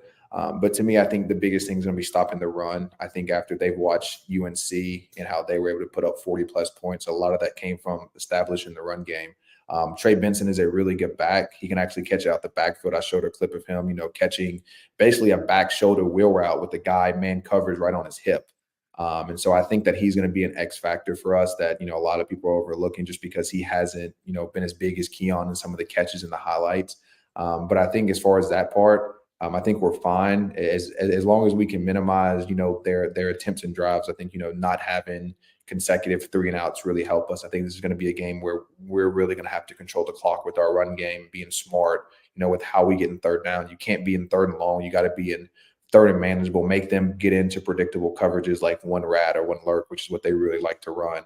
I think sometimes when we get into 3rd and 7, 3rd and 8, that's when you see the, 3-down linemen drop 8 with these exotic coverages behind it because they're not necessarily worried about you running the ball at that point. So I think a lot of it's that. And I'll also say this, if TBD is the quarterback, I think one thing about him is that he likes to take deep ball shots. So I think, at least from my eyes, what I've seen in the last couple of weeks is that we've taken some shots, but it's been like 1 out of every 10 to 12 plays. There's one shot. A lot of it's been like check downs or, run plays or the RPO kind of game. To me, I think he's a guy that at least 1 every 4 to 5 snaps. There needs to be at least a go or a post somewhere tagged along. Because I'll be honest with you, if you're a guy that likes to compete, most of the time the best balls, the highlight balls, or deep balls, goes, posts, comebacks, whatever. But if I know I don't have that, and then the one time that I get it, it's been taking me 10 or 15 plays to get to it, I might be a little more antsy to kind of fit a ball in or throw a whole shot or things of that nature. So I think, revving up how many deep shots, revving up more 4 verticals, revving up, more post cross, things like that. to give Tyler consistent chunk yardage. So where like he doesn't feel like, hey, you know, on this 1st and 10, if I don't throw this post, the next 2 plays going to be a run and a run, or a run and, you know, a stick play, something like that. And that's kind of the way I feel like this offense is slowly ran. So I think for him, you know, if you're going to have him out there, he is a deep ball thrower. That's what he likes. So I think, you know, dialing some of the deeper routes up will actually help his confidence.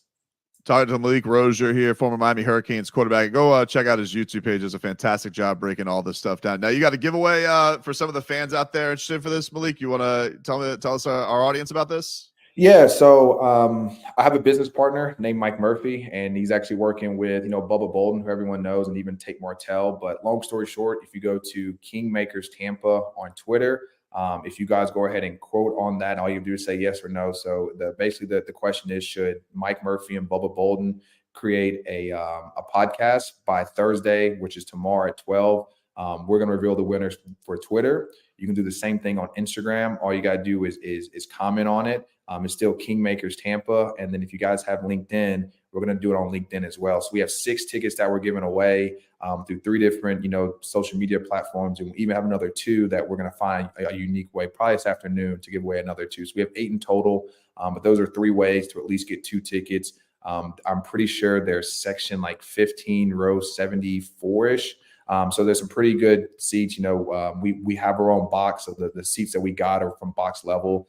So they should be some pretty good seats, and they'll be obviously surrounded by Miami fans. So it should be a good time. Yeah, I can't even imagine. Like the atmosphere, Malik, when you get the, you know, the just seeing that crowd and taking that in, like, what is that like, man? Like knowing that this is like the heightened one, both fan bases usually are around each other. The players usually know each other from childhood and things like that. It just, when you take that all in, when you go out there for these kind of games, what are the feelings that overcome you and things like that? I would say first, like usually for me, I get chills that go down my body. That's usually the first thing that happens. I would say second, you know, like this is why you play college football. This is why you come to Miami. And then I would say lastly, to me, it's more about shutting people up, you know, because in Miami, to be honest with you, I've actually ran into a ton of FSU fans. And so you hear them every year. You walk past them, they'll say like "Go Noles" and hit you with the "oh." Well, then once you beat them, you're able to walk up when you see them and throw up the "you" in their face and just keep walking. And so to me, it's a lot of that. You know, it's a lot of, you have a year. It doesn't matter what they say to you. They can't say anything for that entire year. Obviously now I'm more on like the fan side of it. So like I actually see how much trolling and how much back and forth kind of goes into it. And so I think it is a lot of that. Obviously, you know, I wasn't raised in Florida, but a lot of these guys are. So there are guys from Miami that are up there. So I know for them, it was definitely a lot more personal for sure. But, you know, from a young age, I was a Miami fan. And so I definitely took that game personal as well. Before we get you out of here, Malik, the big college football story is this whole sign stealing scandal from Michigan. Leroy is not here, so I feel free to ask this. What do you make of all of this? This whole sign stealing thing from Michigan? Should they throw the book at them? Do we need to see this all play out? Because this is wild. You got the guy in disguise on the other sideline. All the schools seem very pissed. I don't know what the right answer is, but this just seems bananas. The kind of lengths they went to kind of go about getting other teams' signals.